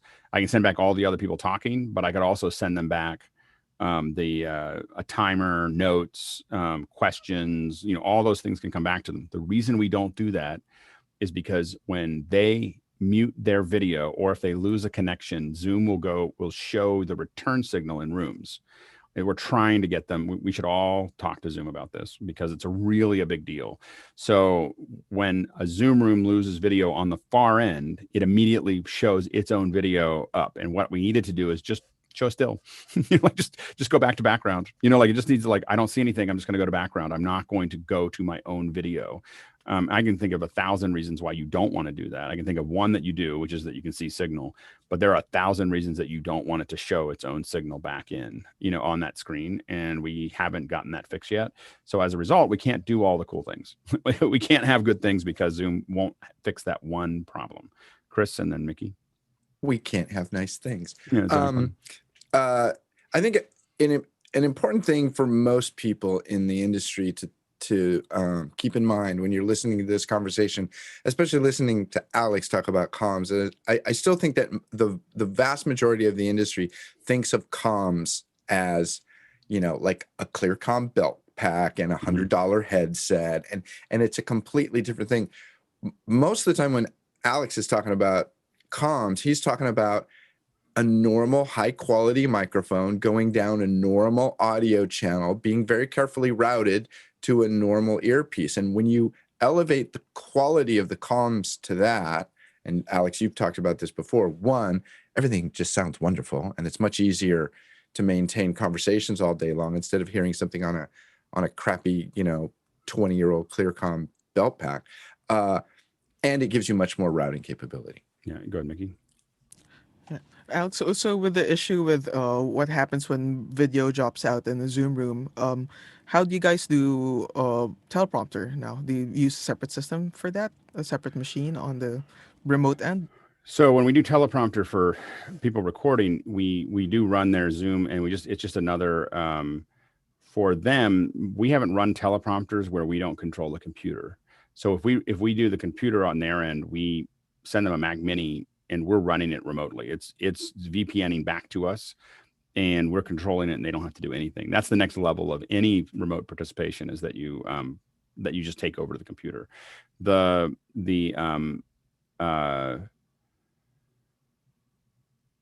guess the thing that I would say about comms in general is that it is one of the most important parts of a show. And as you get into virtual shows, the reason other people's shows look bad and they look kind of schlocky and they're not working, the reason all shows look schlocky is bad comms. Like when there's that dead air, when there's like a weird transition, when that's a lack of preparation, it's a lack of comms, and when you get really deep into comms, and we've gotten, super complex about our comms. When you get really deep into that, shows just run. They just run really nicely. They all just kind of like, it's like a little, like a machine, you don't have a lot, well, I don't know where that person is, because you got a producer going, hey, that person's late. Just keep stretching that out, or let's go to this other person or whatever in their ear while they're talking. And again, if we can get Zoom to fix that one return signal problem, then we end up with a situation where we can send notes, we can send updates, we can send all kinds of things back to the folks. But right now, if we did that, it means that I'll have a frame of the show notes, into a live feed, which is not something we want, and so that's the challenge that we have. Next question, and then we're going to get to our second hour. The last one from the regular hour comes from Maggie Barton Baird of Edmonton, Canada. I looked into some of the microphones suggested, but I have a new MacBook Pro. Any suggestions for microphones that use USB-C? Go ahead, Mickey. Yeah, you can just get a relatively affordable adapter to adapt whatever connection the USB microphone is to USB-C. Go ahead, Bill. Yeah, most of the microphones, the microphone signal is pretty simple. So you'll get a lot of them that are terminated in USB-A, and just any little hub that you can buy, Sabrent or any of those other inexpensive ones, you plug that in and then the USB-C into your laptop, and they'll work just fine. Go ahead, Mickey. You were going to say something?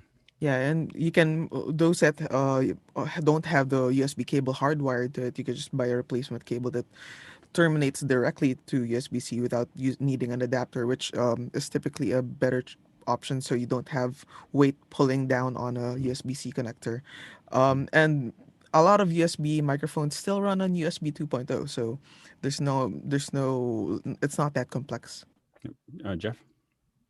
And if you're talking about the Pile and Pulson headset mics, the Sabrent makes a USB-C adapter with the mic in and headphone out, and it's $12 or less. Mm-hmm. Good. And Art, you were going to say something? Make sure this, okay, there we go. Hopefully tomorrow I will be on here with a Pile PDMI USB 50. It goes to the regular USB thing, and then I'm going to just plug it into this USB bridge thing in order to get it to USB-C into my Mac. I decided to go with that, so I didn't have to worry about getting a bunch of other little adapters. Just That's plus great. It's got gain and a bunch of other things all built into it. That's great. Mickey? Yeah, and just wanted to mention, Art, this looks so much better than a virtual background. 100%. I was going to say something about it too. 100%. Yeah, absolutely. Yeah, I hate showing my ugly great. room though. No, it's good. Better. It's more authentic. It's way better. Way better. All right. We're now going to jump into the second. What I'm going to do is I'm going to show you a couple images. You're more than welcome to ask questions during it. I've shown some of these before, but this is the second hour that is dedicated to it. And I kind of want to, let people ask questions about them specifically. So I just want to kind of tee up the conversation really quickly, is that I just think, so I do a fair bit of cooking. I have moved towards I've been moving towards single ingredient only cooking for the last year. And what I mean by that is when I go into not a restaurant, but into a, so this is before I was going this direction before COVID, which was the idea is that I want to, I don't want any processed foods. I have a building belief that a lot of health issues are related to them. And so I want control of that pipeline. And so to do that, I felt like I needed to go to single ingredient, which means that if I go to a supermarket and I see any more than one ingredient on the bag, or it's not in bulk or whatever, I don't buy it.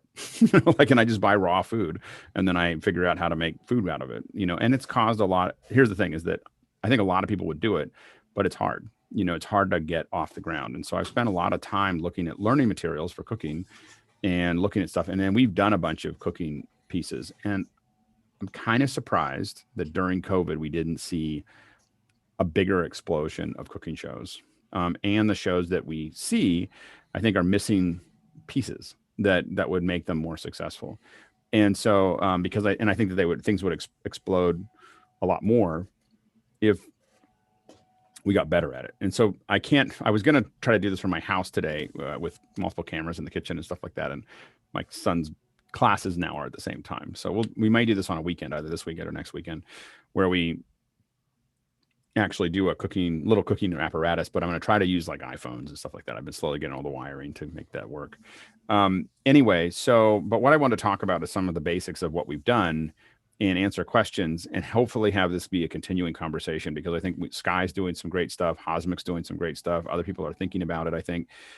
And I think the market is just massive, and I look at all, because I think that there are people stuck at home. They're going to be stuck at home for a while longer, no matter what they think, or we're going to restaurants all the time is probably not going to happen for at least 4 to 6 months. And so I think there's an opportunity. And I think that people, once you start making your own food, you really don't want to go back. Like I made tortillas last night. I've been working on this, slowly getting toward tortillas. I made them last night, and this morning I reheated one and I made a little fajita or whatever, breakfast burrito or whatever. It's amazing. And you're like, you could never go back to the piece of cardboard that we called tortillas after you've made your own. And it's a lot cheaper too. So, but people just don't know how to do it. And so I think that it's important if people are selling food, if you're selling knowledge, selling the apparatuses around food, or selling all those things, there's a huge opportunity. And I will say that I also think that it's a how-to that could be reapplied to electronics. It could be reapplied to maker stuff, 3D printing. So when we think about food, we want to think about that process. So what I'm going to do is I'm going to show, let me see if I can figure this all out here. I'm going to go into this.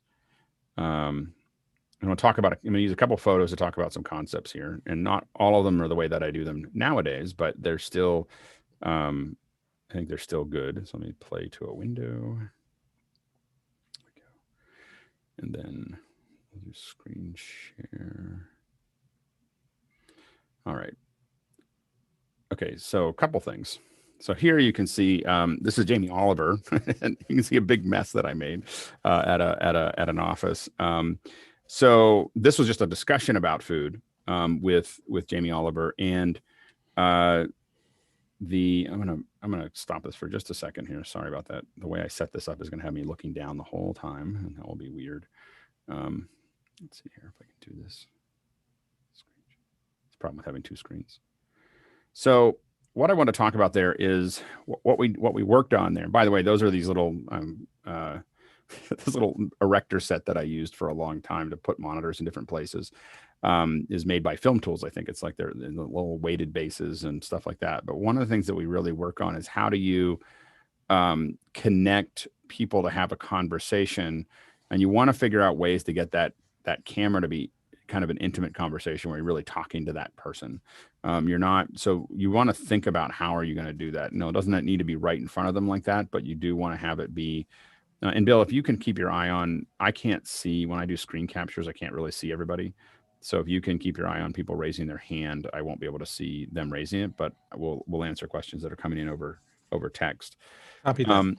Anyway, so, but figuring out a way that they're going to be able to hear and see the audience. And I will say that I really think that audience interaction, having a handful of people cooking with you is super important. It can make it much more interesting. We talked about it earlier that that I think that there's a great opportunity even for things that take longer, like, like my tortillas that I made, there's a half an hour of letting it rise, and there's a half an hour of, there's things that you're letting it rest, and you're letting it, do a bunch of different things, but you could keep on discussing things and talking through things, in that time frame. We talk about a lot of things here.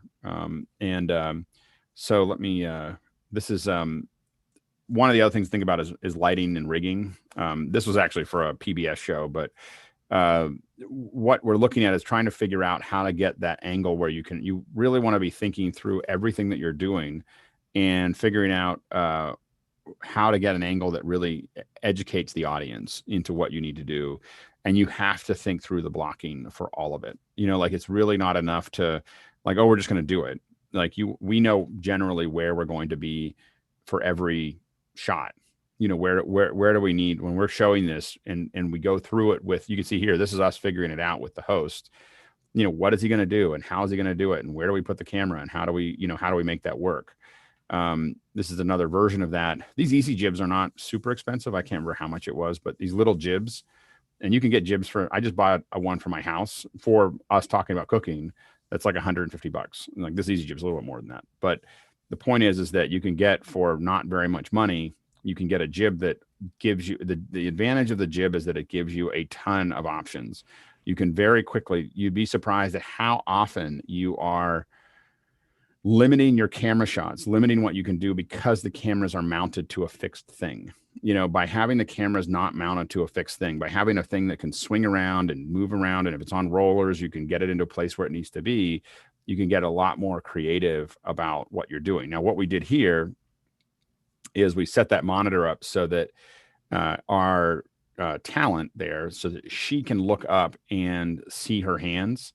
And I think we had to mirror it or whatever, so that she can see her hands, so that she actually had to interact with the monitor instead of looking down, so that, and that's so her head didn't get in the way, so she can look down over it. And so it takes a little bit of training to do that. You will notice also that I'm using lots of really large lighting sources, which really makes everything look prettier. Just in case you're wondering, big light sources, very close, as much as you can in a kitchen, makes a big difference as far as how things look. But that jib or something that you can swing around. And again, I'll be showing you one that I bought for $150, I think, just as a test, that I'm going to put in my house. That sits on a regular tripod, and it'll handle a fair bit of weight, and not swing around a lot. So here is, this was a mixed drink show that we did called Cocktails on the Fly. You might be able to find some video of it somewhere.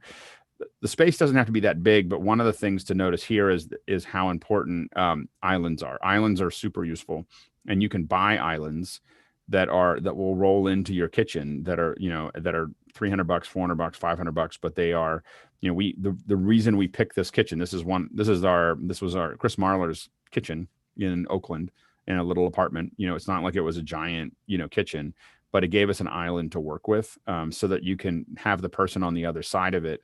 You really can't do cooking without an island, like cooking things. Now, we put things out there. You can put burners on it, portable burners. You can do a lot of other things. But if you're getting started and you don't have burners built into an island, you can buy single burner units and so on and so forth, or what you need to do it. But I would highly recommend that. By the way, when you want to talk about going over the top, this is, I don't know, 2005, but that camera is the F950 from Star Wars.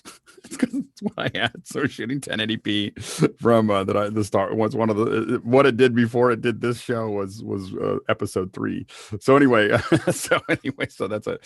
But again, large light source and great talent. So Alberta, who's here, one of the best bartenders in the world, and incredibly, and tons of energy. If you watch Cocktails on the Fly, she really knew her stuff, and she's a lot of fun. This is a more involved build. So this was for Chrissy. If you remember her, she was in MasterChef. She was like the arch enemy of many of the folks at one time. Turned out to be a really nice person, but as always, they cut you to look bad in reality shows. And so, and this again was actually a friend of mine, Andy, had a nice kitchen. So that was in the Philadelphia area where she was. And so what it had that we really liked was there was a part of the room was on the other side of that stove, so we had places to go.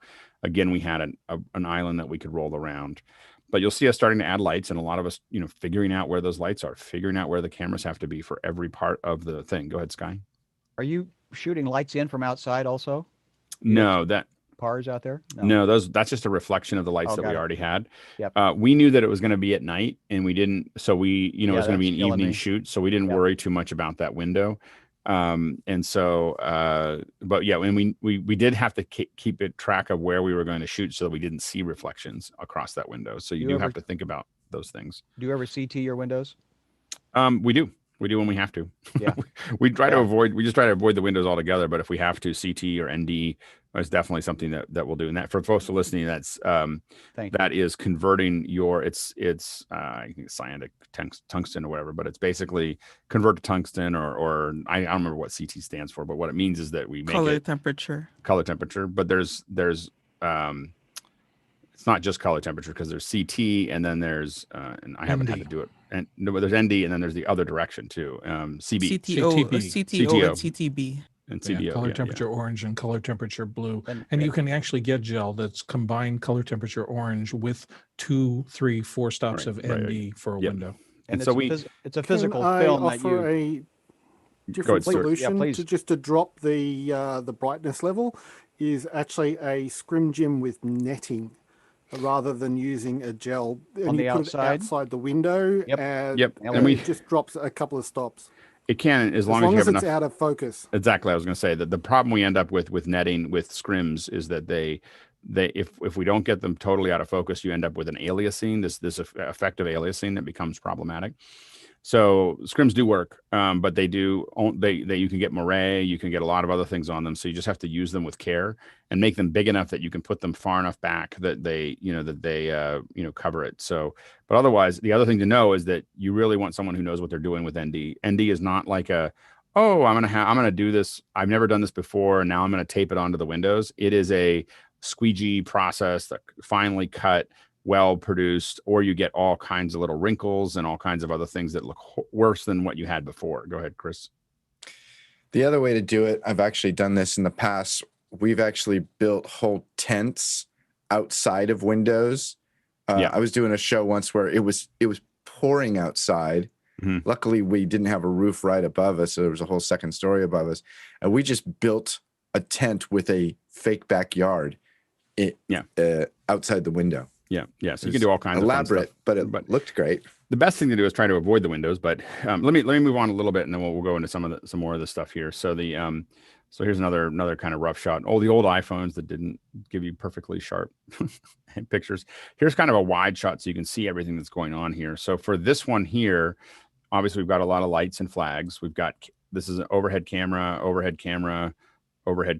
here, 2 teleprompters, or 1 teleprompter over here, plus another kind of confidence monitor over here. That's where we put the Hangout. Of course, we're doing this in Hangouts at the time, but you can put Zoom where you're talking to the folks that are cooking with you. And we wanted to make sure that she could wherever she was working, she could go to either look at either one and be part of that, because she spent a fair bit of time out of a 45-minute or 60-minute segment. She spent probably 20 or 30 minutes over the stove and 20, 30 minutes over here prepping. And so there was a little bit of a back and forth that we needed to do there. This is actually Williams Sonoma's their like kind of test kitchen that's there. And so in here you can see again pretty large lights.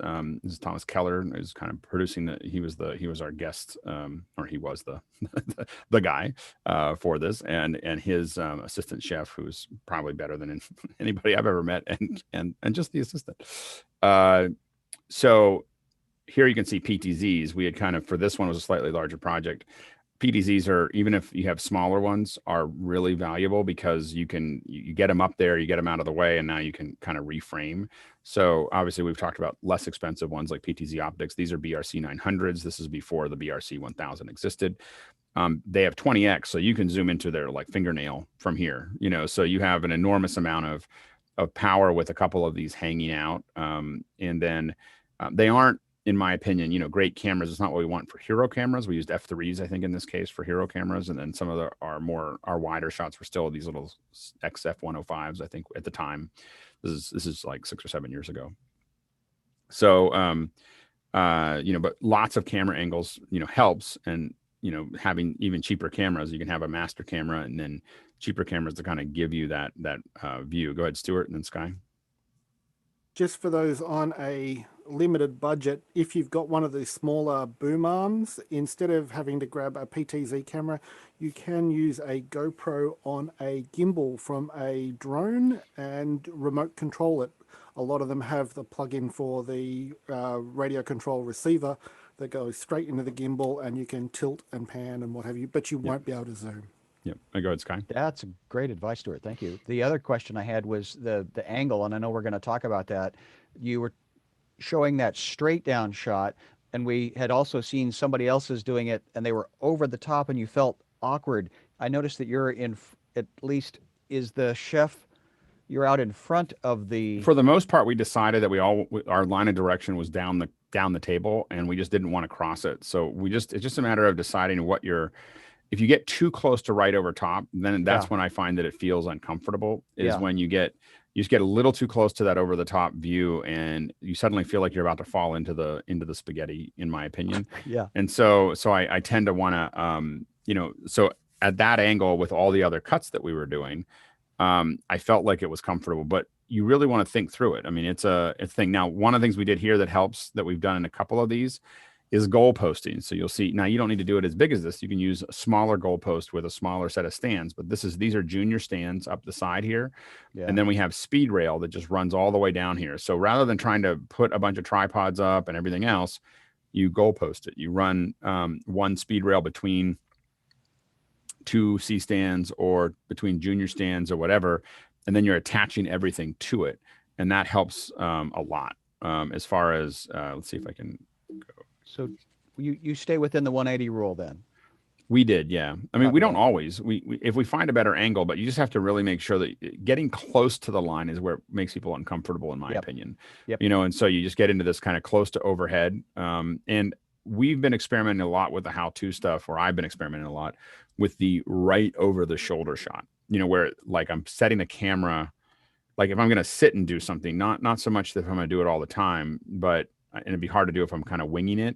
But if I'm doing prep, I really like the idea of the camera being at pretty much the same, which is what we did with what I showed earlier, which is right over the, sitting that camera with a jib right over the person's shoulder so that you can see them working with their hands and you can see something intricate with that. Where that doesn't work with cooking is the latency to the monitor becomes problematic if the person cuts quickly. So when I was doing some of my early tests, I almost cut the end of my finger off because I was going really fast along. And if you're looking up at the monitor, you're actually not moving your fingers as fast as you're cutting. And I just, nipped the end of my finger, but didn't take the rest of it. And my knives are pretty sharp. It would have taken a lot of it with it if I had done it. So it's little things to think about is latency is important when cutting quickly. There's your quote for the day. So anyway, the other question would be, oh, I'm sorry. Yeah, thank you. The other question is, we do have the option of our Sam Cam, which is a feature. We're going to call it a feature, to Chris's point. And so we do have a live active handheld. I think that's chaos. Just to be totally clear with you, I would rather give Sam control of the PTZs or a jib or something like that. Having someone run around in the kitchen, especially during COVID, makes people uncomfortable. Even if everybody, even if they're relative or whatever. And it's just hard to cut while other people are moving around you, and hard to keep track of things. The other thing that I don't like is, you can see all those black curtains. A lot of that is to make sure that the host cannot see anyone during the show other than the screen. Yes. We want the host looking in the screen when you have another person in the room. And you could see that with your shows a lot. Yep. There's a lot of people, and the host is playing to everyone in the room as opposed to the people on air that they're broadcasting to. Great point. So we try to keep people away from it so that they're by themselves in that area, unless they're on air. So if it's two people working together, that's fine. But if it's otherwise, we want to keep them away from other things to look at, Huge for point. Thank you. for that process. Yeah. Here's the backlighting. So this is just, again, you'll see the goalpost here, lots of rigging, but these were, at the time, these were expensive light panels. Now you can buy this for, very, very little money. You could do much the same thing with some, nan lights or aperture or whatever, but these were all light panels, and we had lots of those. But you can see, like, really paying attention to where all the lighting, is going. Like, this isn't like a, there's a whole second hour we can talk about rigging, but this is all, I noticed you had your Kino flows. Are those the ones in your garage now? They're not the same ones, but that's the same type. Same. Same type there. Now the back end was not trivial. Like, just so you, for this one. So this is the back end for what we had here. By the way, if anyone, the mysterious Colleen Henry that I talk about, she worked for me for just a little bit of time between Google and Facebook. And so that's Colleen Henry. Awesome. You may notice that she looks a lot like the girl from Silicon Valley. That is there's a coder in Silicon Valley. The coder, well, it'll make more sense when you see this photo. The coder in Silicon Valley is based on her. I don't mean kind of based on her. It is literally, she wrote some of the text for that. They asked her to write, like, what would you say right now if they said this in an interview?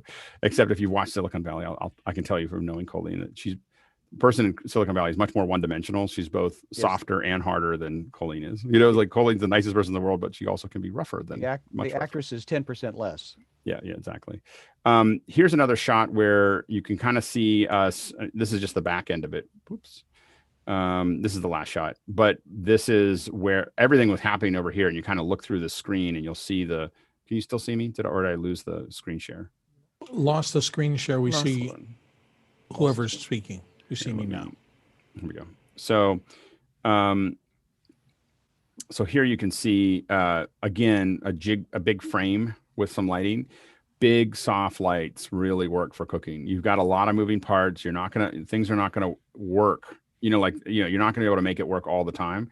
So giant light sources makes everything just kind of look nice. And so everything looks soft. You can see all the things. You're not dealing with a lot of highlights. You're not going to be able to doing a single shot where it's just, you're going to be doing whatever. You can design all the lights. You don't necessarily always want to use big lighting, but when you're doing, I got to wash over all of this and everything has to look pretty good.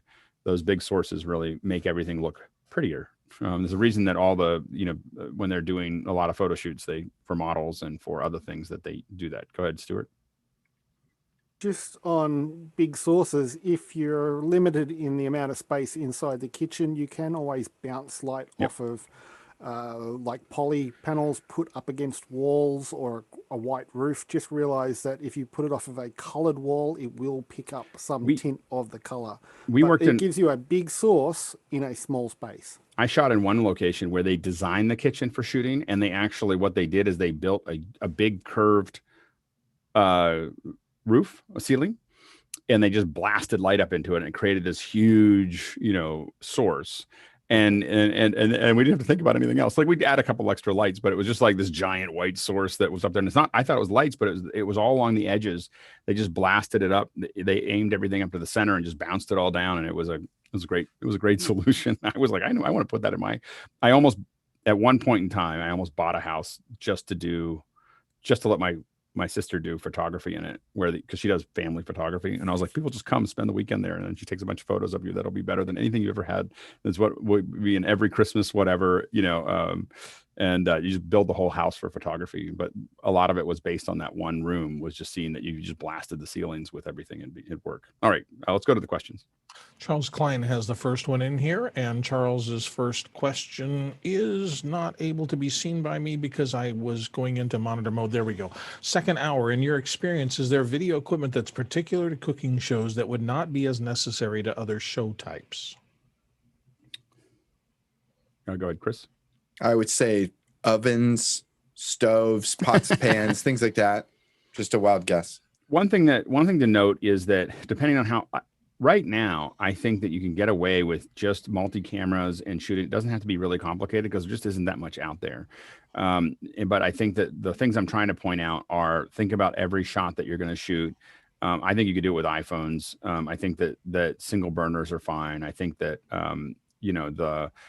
but when you start really watching shows for cooking, once we started doing these shows, we really started paying a lot of attention to it, and like watch a lot of Good Eats, and you'll realize that, you know, they've got one of the things that they have is of course a refrigerator that has a hole in the back, you know, and a stove that has a hole in the back, you know, and so that they can put the camera in, and you know, eventually, you know, I've always wanted to build like a cooking kitchen, a shooting kitchen.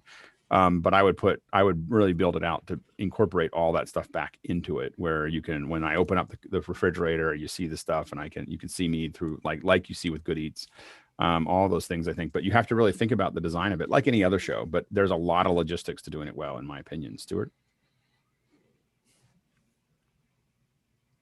I can't hear you, Stuart. You're muted. There we go.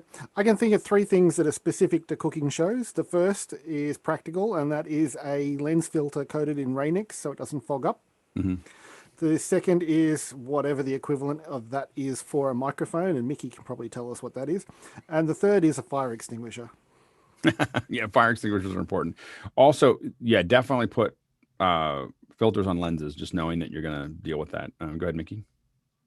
Yeah, in terms of that, I think just a standard like foam or softy on your mic, which you always put on anyway, would be well enough to handle steam and all that.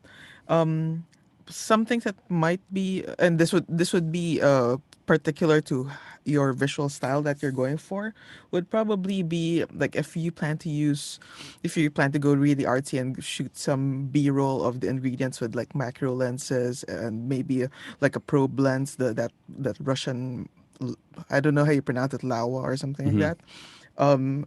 Depending on how you plan to capture your cooking show, you could use those, but it might not really be useful for other types of shows that you shoot. Well, and one of the things that one of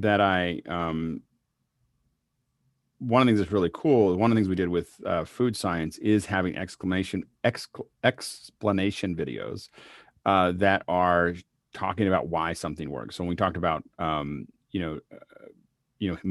when you're denaturing, we actually had an animation about denaturing that plays out. Now, it wasn't live, but you could do it. I mean, there's no reason why you couldn't have denaturing and show these little, you know, the proteins coming apart and unwrapping and what that actually does. And I think that's an add-on that someday I want to do.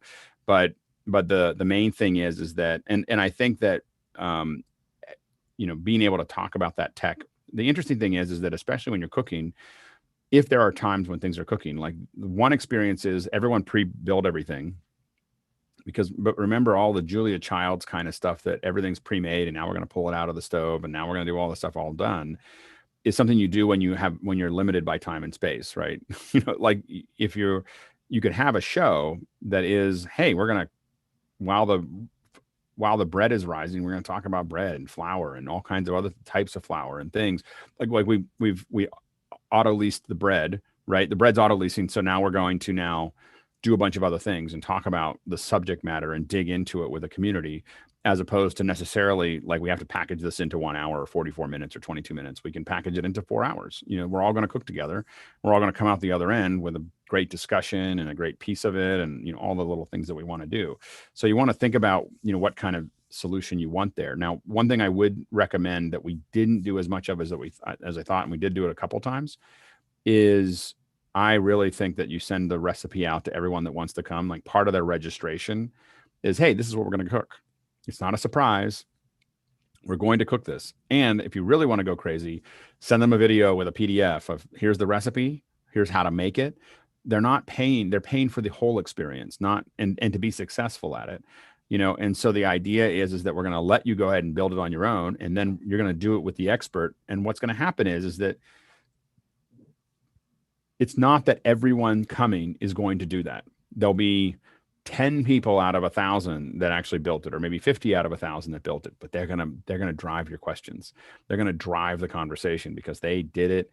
They have real questions. They have, things that they're trying to figure out. They're going to drive the conversation. So you want some percentage of them to go do it ahead of time, not trying to figure it out on their own with you, because they can only think of certain questions when they're in the moment. Go ahead, Sky. Well, we've got 2 experiences that we're working hard to make happen in 2021. and one of them is to release the recipe on Monday for the Saturday show, so that if it's just a show and you're watching it, then you can cook.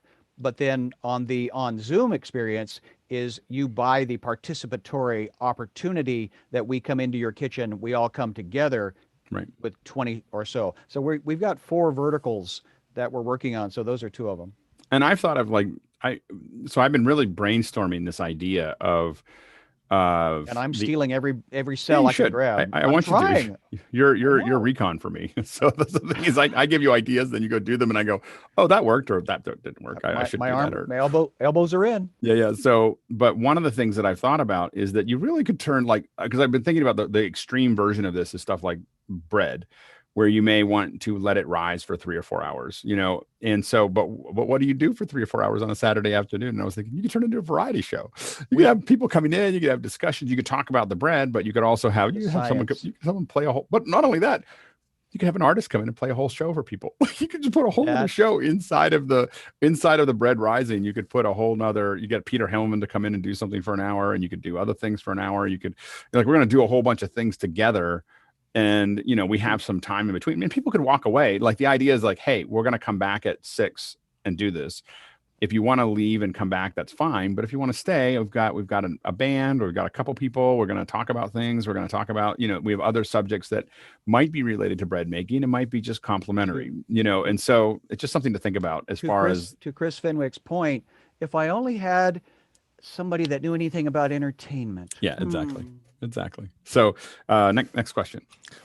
Jeff Francis actually is kind of a follow-on to the original question. Are there ways to protect the camera above a cooktop specifically? And Alex, if you can watch questions, I'm going to have to sneak out here in a little bit. Yep, absolutely. So the you can use plexi as well. I mean, a lot of people use plexi. The problem really is reflections. So you really have to tent it in. If you're going to use plexi, and you still have to watch for all the reflections as you do it. You won't be able to move it as much. Now, what they do for a lot of cooking shows is they use mirrors. So they actually have a mirror a big mirror over top of it, and they're shooting the camera into the mirror. And so that's how they protect their cameras is to shoot up into the mirror. I find that to be logistically complicated, and especially now that cameras have gotten smaller.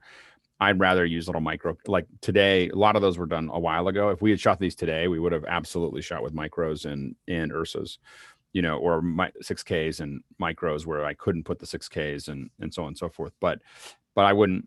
The problem you end up with is you have line of sight issues with those mirrors. And so it becomes the kind of a complex process, but in a big studio, that's what they do to do that. Go ahead, Sky. Micros or pocket cinemas? I might do a bit of both. I mean, places that I couldn't, so the pocket cinemas become heavy, and they become hard to manage up there. And the micros, actually, you can do, some S-bus stuff, and that are kind of cool. And because I know that's why you like the pockets, because you can focus them, which the minis you said you don't have. Well, the micros you can. It just depends on the lens. So yeah, it just depends on the lens. So you get for instance, you get the Panasonic powered zoom lenses. Yep. On the micros, that's what I use for all my overheads. Because I can sit there and zoom in, I can focus. The one thing I can't do with those is PT. I can't rotate them around. But you're building that. But what you do is the other thing is as you block it, you use you plant the cutting board. So the cutting board is and you frame the camera on that cutting board, and you make it hard to move it out of the space that it's in, so that people can, when the chef doesn't accidentally move it. And of course you have to rehearse it so it's comfortable for the chef. But the idea is that you get different things that they're going to work on are in different places, and those cameras are fixed for that operation, to do that. What's the price point on those micros? I believe those are $12.95. I think they're $12.95, yeah, for the micros. And then the lenses are not that expensive. They're not great lenses either. You have to, they're like 4.5s or something. So they're not incredible lenses, but they're great for overheads. And you can get some that zoom. So you gotta have a lot of light to get in there. Yep. Next question. Oh, it's me. Sorry. No next question. Sky asks also entertainment or information or a how-to. So with so many different visual media platforms for distribution, the where, when, and how is both complicated and easy at the same time. I'd love to hear the office hours audience input and learn. So kind of what we've been doing. Yeah. So it's just, I think that a lot of this, some of the most successful ones, I mean, there's going to be some that are just plain on, oh, I'm just going to do a cooking video with everybody. But I think that there's going to be an opportunity to do some of these that are more of an experience, like you're hanging out, and again, if you think about bringing in stars, you bring in some celebrities, people will just listen to Brad Pitt talk for 30 minutes, or whatever. If you get the Ocean's 11, Cooking with Ocean's 11, you do that once as a fundraiser for food, food banks or something like that.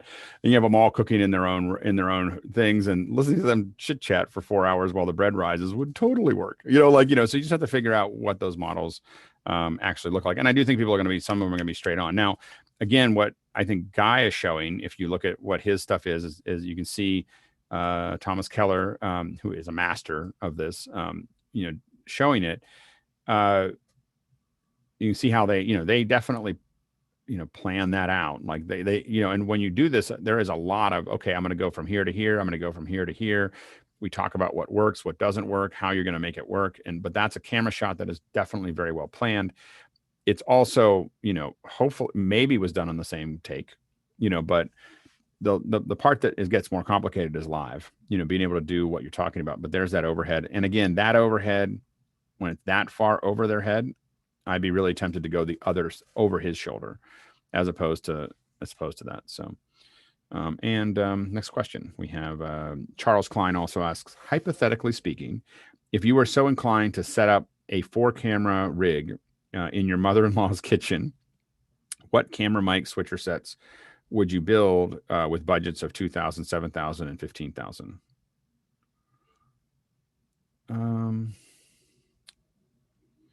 Go ahead, Sky.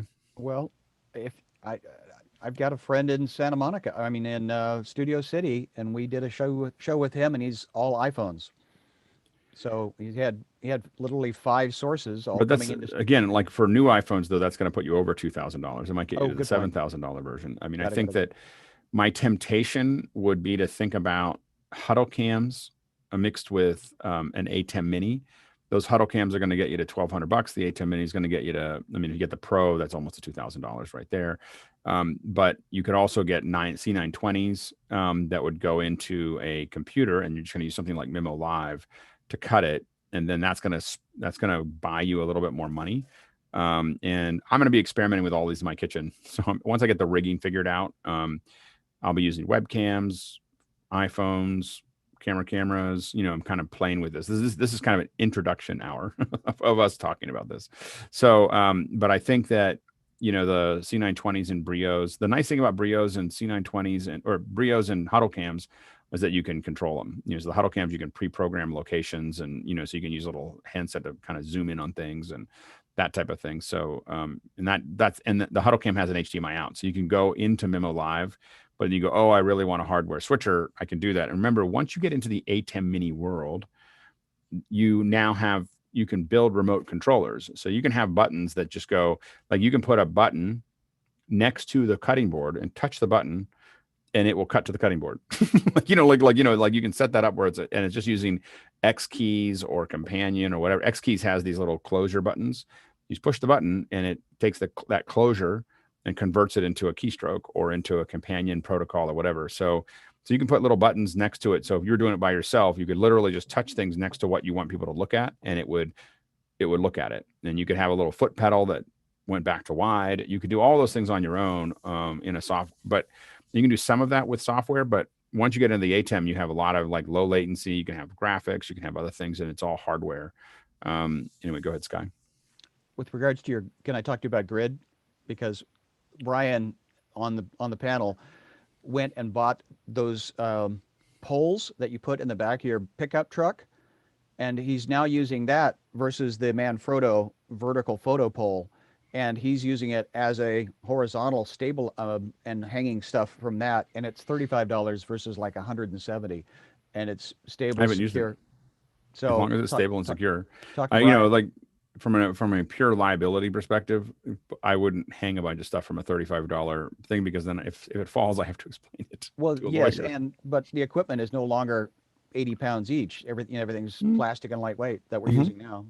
Yeah. So it's just be careful of things above you. Like the one place I spend money is an infrastructure of things that are going to be above people. Except for myself, my home office is not a good example of that. But in general, you just want to be, if you're working with a third party, you want to be really careful of putting things over their head that isn't like industry standard. This is less to do with whether it's better or not, and it's more of a CYA. Like, you have to look at everything. Like, if that broke and there was a lawsuit, did I cut corners in a place that will be expensive? Copy that. Go ahead, Guy, and then Mickey. Yeah, I was just going to say those auto pulls from Manfrotto, even though they may cost a little bit more, they're gentle on the drywall. I've taken these out and they don't leave a mark. Whereas that thing, I looked it up, what Blair has, once you ratchet that, it's going to punch a hole right through potentially. So you got to be careful because it's meant for semis. It's meant to secure a load. Yeah. Go ahead, Mickey. Yeah, for mics, I'd probably go with a COS 11 or some DPA lav, and a couple of spot mics to capture effects, like a bunch of MKH50s or a DPA 4017 with a C preamp so that it's nice and short, or even the DPA micro shotgun that will work really well as well. We've had a surprising amount of success of putting little labs like on the table, like just hidden somewhere in the table, and you just hear the impacts, that are useful, for that to kind of break it up. Once you get up over that, my temptation is a mixture of 6K, either 6Ks or there are still some advantages. The problem really with the micro cinema or the micro studios and the studios is just the light sensitivity. It just looks a lot. The 6K at a Super 35 sensor just looks better than some of the other ones. It is more challenging because you do have a shorter depth of field if you open it up.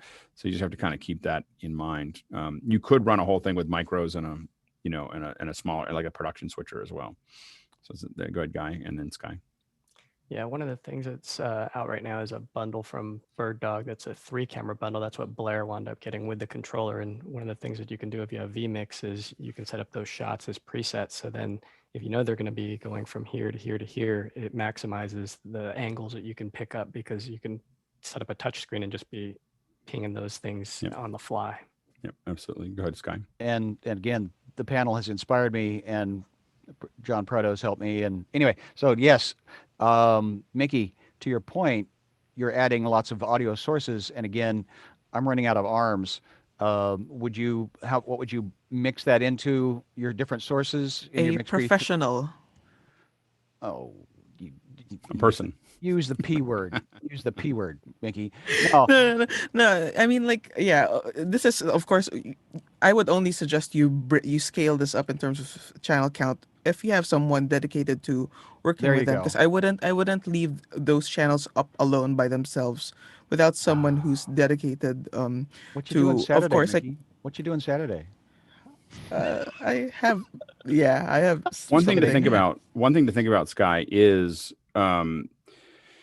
you may want to think about virtualizing your control room. So thinking about how you could set it up that someone could run a mixer remotely and someone could run the switcher remotely using, they could watch a multi-view over Zoom, get a low latency connection over, maybe Zoom. Yep. The reason for that is that it may not be as good as having someone on, the low latency and other things may not be as good as having someone on site, but you could access the entire community here, in a way that could have people who want to just take a switch. They've worked on it a little bit, they've trained, and now they're willing to run your mixer or run your switcher and run and build that pipeline, because then you're not limited by, again, space. You're not trying to find people in Seattle. You're anywhere in the world. If you build the kit so that anybody in the world can run any individual piece, again, it may not be as good as having the person on set, but having those people available, and they're only there for the couple hours that you need them. They're not. We are absolutely looking into that. We are absolutely designing towards that purpose, and COVID is our motivator because we have people that are of a certain age that may not want to get a bug. Right. So yes, very happy to do that. It's just, again, 2021. Talk to me in a year from now. This conversation will be very different a year from now. It'll be fun. It'll be amazing. Next question. Oh, it's me. I keep on saying that, and then it's me. Leland asks, preferred countertop for video shoots, lighting a white quartz over a gray marble. I mean, I use a lot of cutting boards. I like the look of wood. So I try to have most of my close-ups be the things that anything I want to show up on is going to be a cutting board. Now I've used some that are like colored culling boards. One of the funny things I bought for one shoot, I bought 5 of the same cutting board that are all blue.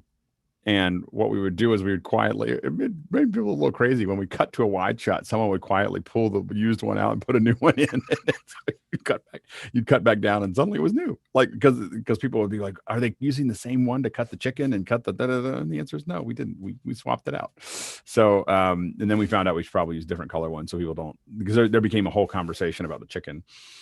Became like this big thing because it appeared to some that we had come back to the same cutting board, which we hadn't. Anyway, so it is a point by live is doing things on camera that people can see it happen, so doesn't become a conspiracy theory. Anyway, so but I prefer things. A lot of my color choices and what we put on has to do with the contrast with the food. So it's not this is the way it all looks. A darker cutting board or a lighter cutting board or a colored cutting board has more to do with what I'm going to cut on it or what we're going to prepare on it than this is the right one. I want things but I almost never go to my countertop on a close up. My countertop is marble. It's very complicated. Or granite or something. I don't know. It's some piece of stone. But it's very busy. Like I could never cut over top of it, and so, so I think that's something to think about is really cutting boards are really your friend because you can use them to customize that backdrop for each piece of color. And you'll see that a lot of on air does use cutting boards as a way to kind of color code what they're doing. Stuart said, is there a case for when you use GoPro on a head mount on the Talon? I've tried it. What I find live is that it's so shaky that it just makes a lot of people really upset. Whereas I've done it with training, or I'm doing training videos and I put the head mount on so you can kind of see it there, and stabilized it was kind of fun. It was, if I stabilized it and I did a pan and scan inside of it and I, did all that stuff, it actually was a really fun way to look at it. But you also, the talent has to really know what they're doing.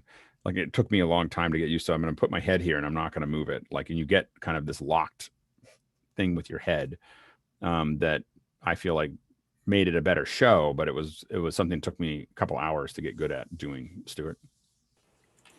There is a new add-on lens from GoPro for the latest version of the Hero that has a slightly wider field of view and works with onboard stabilization to actually do a horizon lock.